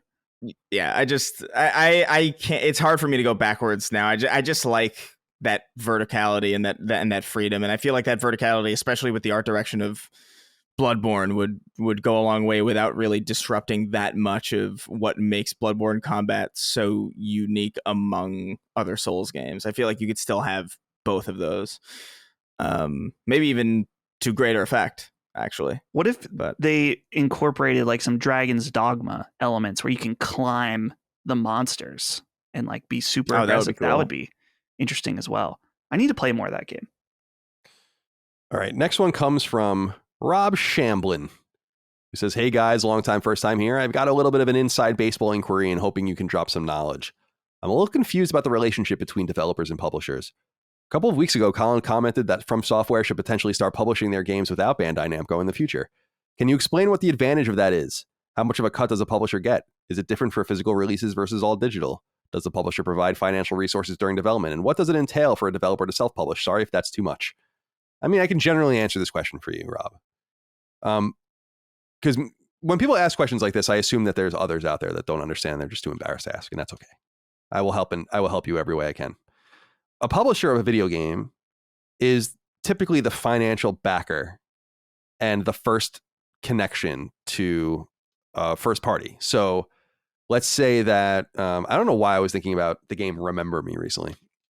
That was a PS3 era game from Don't Nod, and Capcom published it. It was actually supposed to be a second party game at Sony, but they let it go. So in that regard, Remember Me is the game, Don't Nod is the developer, and above them is Capcom, the publisher. Capcom funds the game, and the advantage of that is that it removes the financial risk, the imminent financial risk, from the developer that gets to develop the game. However, the money is therefore split after that.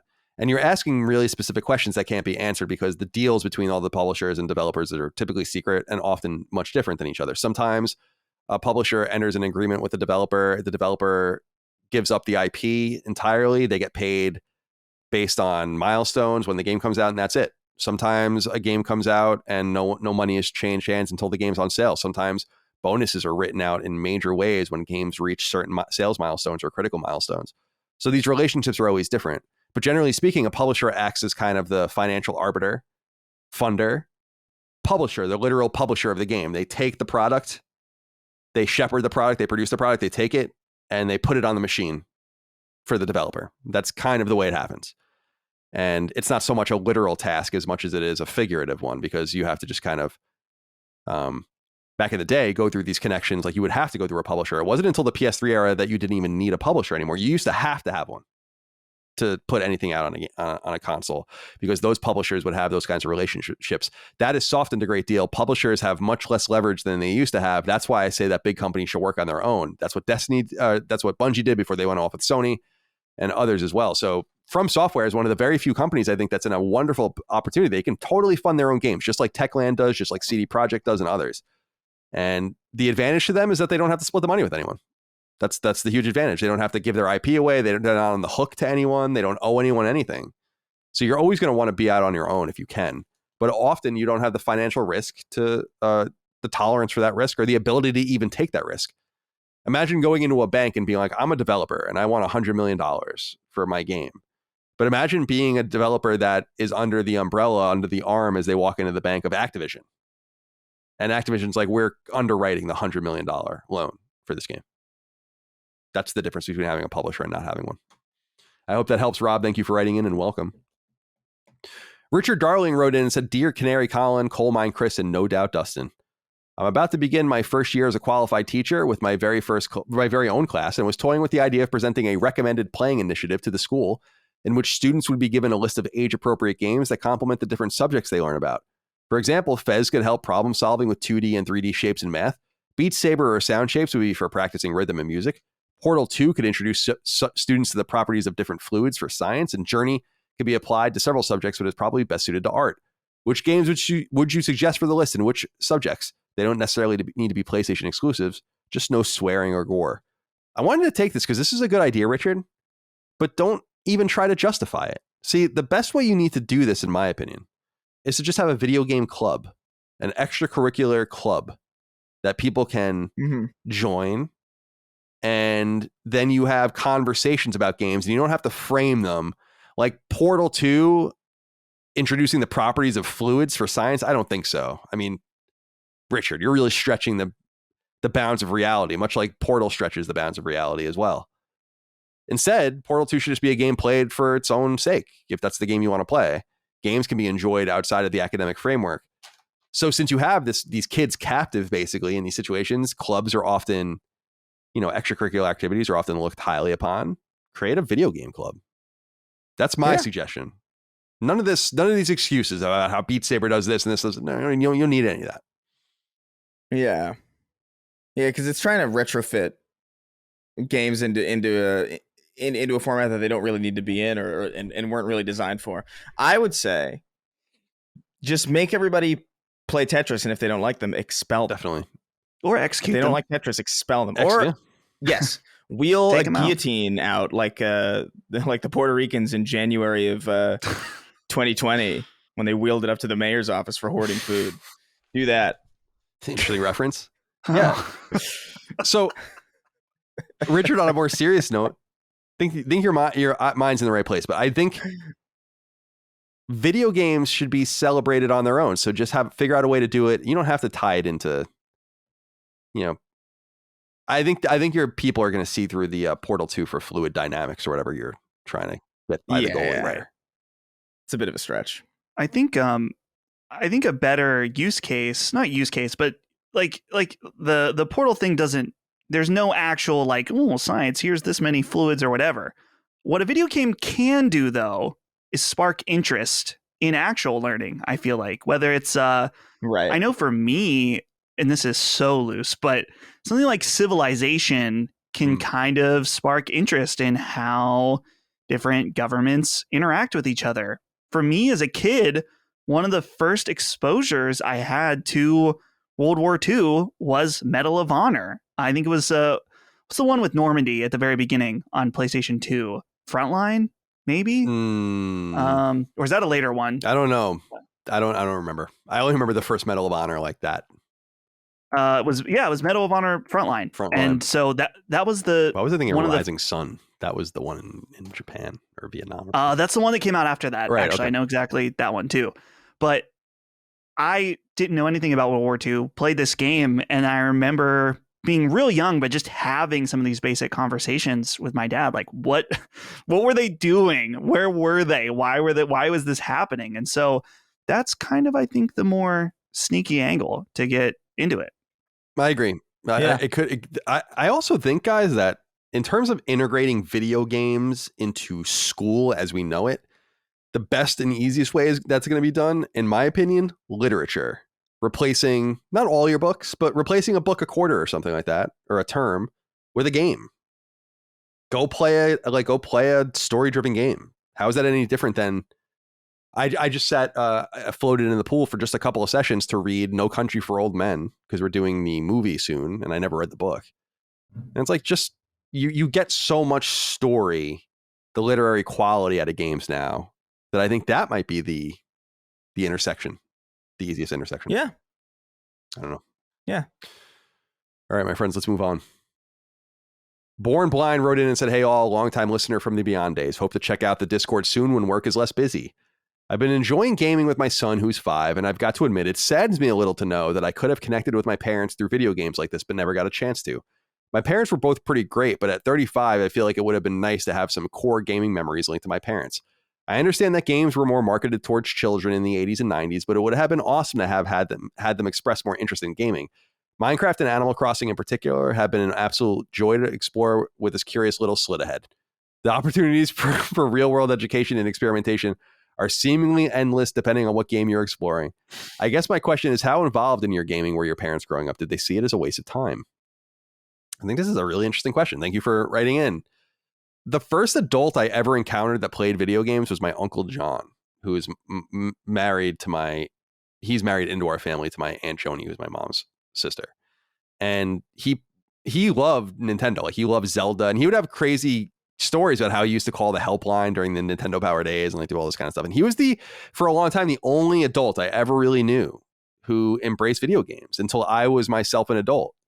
It just wasn't a common thing. And I do wonder sometimes about growing up in this era where your parents are going to be playing video games or probably will play video games or definitely had been exposed to them at the very least. And that's not something that we grew up in. I would have been so interested to have grown up in that era with adults playing games, and they existed, of course, but I just didn't. So my parents didn't take it very seriously. They didn't particularly care, but my dad definitely thought it was a waste of time. And I always say on Knockback how my dad used to punish me when I would do shit that he didn't like by taking my controllers or like just taking the power cords away from my consoles and like doing shit like that. So I couldn't play, like just having the one integral thing you needed to play.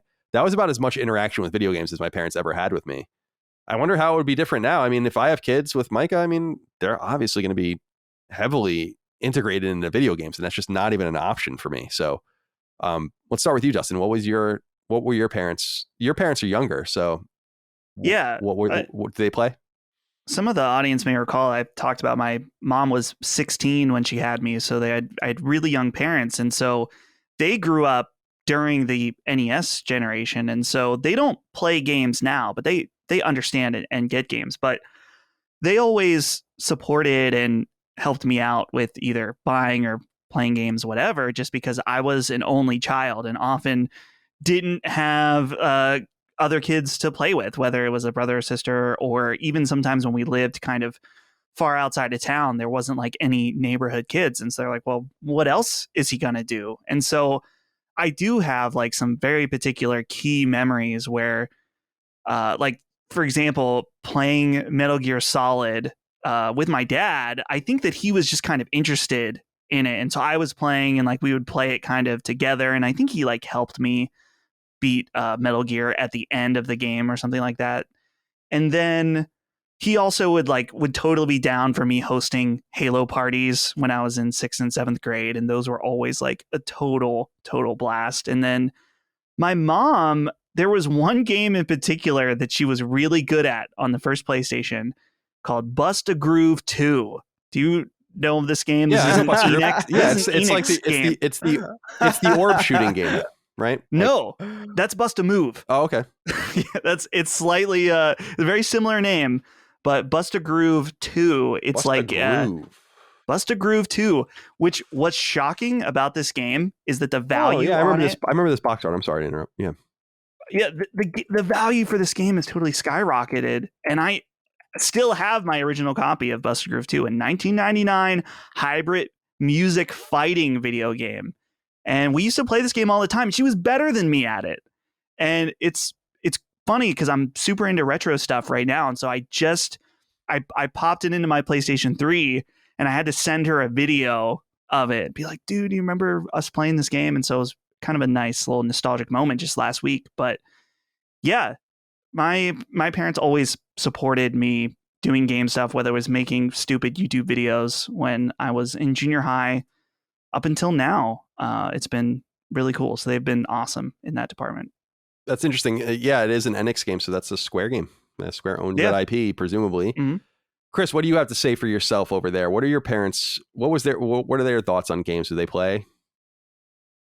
Oh man, no. My dad's my parents are older. They're on the older side because I'm the second kid of a second marriage. So they were well, like my dad's a Vietnam vet. My mom was like a guidance counselor. They didn't discourage me from playing. They would buy and they would watch me play sometimes, but they didn't understand it. I remember I tried to get I remember in like 2003 I tried to get my dad to play Medal of Honor Rising Sun, and he couldn't.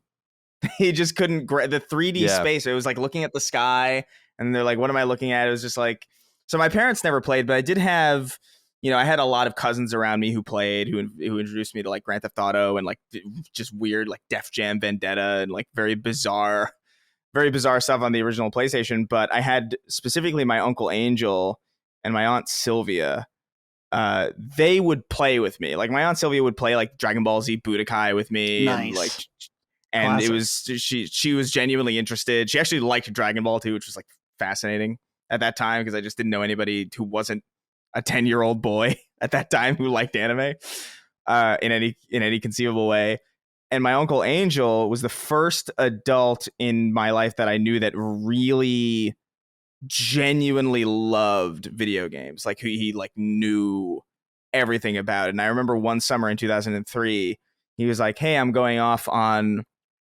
I can't remember what it was. It was like something for work, or he was going to be gone for 3 months. And he was like, "Hey, do you want to borrow my GameCube while I'm gone for the summer?" And I was like, absolutely. And so that was when I played like Soul Calibur and like Super Mario Sunshine and, Super Smash Bros. Melee for the first time. And that opened up a lot of doors. And I would play like Crash Team Racing with him and like all sorts of different stuff. But it was never my parents. It was usually just other adults in my family. And my family's huge. So there's just like, there's no shortage of people with like weird, just some offshoots. Like, hey, I don't play games that much, but I played this weird thing. And they would show me this like specific game that they played. And I remember getting a gift from my uncle that was Tetris on Game Boy really, really early. And I remember that was like that was a seminal moment for me because I remember like this was something else. The portability of it was insane to me. Because I didn't have a Game Boy until like I didn't have a Game Boy until 2000. Wow. Whoa. So like I didn't even realize that was possible. Like, yeah. I genuinely thought, well, like my sister had it, but I didn't see her play it. I didn't understand it. So like I just assumed the only portable games that were possible were fucking Tiger Electronics. So, like, and those like weird like bundle in. I don't even know what the hell they ran on. They must have run on like just magnetic contact with skin or some shit. I don't even understand how those things functioned. But I remember when I played Tetris in the car for the first time, I remember this is amazing. Yeah, portable gaming is where it's at. Never my parents. They never got it. I remember I tried to get my mom to play Portal, and she was like, I was like, yeah, it was probably a mistake. I was in high school. I thought it was simple. Oh yeah, but it's actually like one of the most complicated things you could possibly hope to teach anybody, especially if they've never played a video game before. Don't start with Portal. Yeah, that's awful idea. That's not a good idea, but you tried nonetheless. Yeah, my parents were old too. I mean, my parents are both 71, so they didn't grow up with it, but my brother was into it. My mom apparently would mess around with the 2600 when my brother was a kid before I was born, but I wasn't around for that. And I don't remember her ever playing games. However, she's like much more interested in seeing them and learning about them now and like kind of understanding them. She watched me play a lot of Death Stranding actually because I was staying with her when I was playing that for a few weeks during that late 2019 period. And she was like really into seeing it. And I remember actually trying to show her something else. And she's like, no, I want to see more of that other game. And I was like, okay. But my dad could not give a fuck less. And I've really tried with my dad, not in major ways, but just try to tell him like there are games you would like. I know you, I promise you, there's stuff you would like. Because my dad's a nerd. He's a nerd. Like he loves fantasy. He's an OG fantasy fan and all that kind of stuff. And it's just, I don't know. I can't break him. So I bet I haven't tried this, but I've always had a sneaking suspicion that if I played Red Dead Redemption 2 in the living room, my dad would love watching it. I get that because he's so into Westerns and just probably like definitely would, dude. Macho stuff. And I bet I could probably just like hide the controller under a set of covers and he would just think it's a show. But yeah. All right. Final one comes from Emmett. He says, hey, gentlemen, I've been working my way through Elden Ring in the last couple of weeks, and I finally unlocked the ability to reallocate my skills, which required a fair amount of effort. It was a satisfying milestone. However, I'm putting the emphasis on the wrong word. It was a satisfying milestone, however, and it made me grateful that the game didn't simply allow me to shuffle around my attributes freely. Friction is inherent in game design, and there are certainly examples in which it isn't applied well, but what games do you think utilize friction perfectly? Thanks and congratulations on the engagement, Colin. I'm getting married in March, but only Rush and Treble are invited. That's not very nice. Thank you for writing in, Emmett. I appreciate you. When he wrote about this, because he's totally right, friction, this idea of friction in game design is essential because there has to be a challenge and like a rule set. And I think Mega Man is what came to mind. Classic and X both, but this idea that the game is all about managing friction and making it less and less obvious. And there's a bunch of different ways that you can go about it, including never using a special weapon for that what you get from one of the enemies, or going in different orders. But it's all about trying to alleviate that, and I really dig that a lot. Dustin, does anything come to mind for you as far as what he's talking about like kind of creating barriers and using friction in game design to make it more interesting, much like Elden Ring doesn't allow you to reallocate your points immediately? Yeah, the thing that came to my mind instantly, just because it's fresh on my mind, is Resident Evil 2 and Resident Evil games in general. First of all, from the aspect of you have a limited amount of slots of what you can carry around, and that completely changes the way you play the game and what you decide to pick up or what combining items or put in your storage. So that's kind of an interesting aspect. But I think more importantly, what I think Resident Evil 2 does beautifully is the economy of ammo, in that it just skirts the line where you never feel quite comfortable enough with how much ammo you have, but you're never, or at least in my playthrough, I was never totally screwed. There were moments where it's like, oh shit, I used all of my pistol ammo. All I have is a grenade and one other random thing.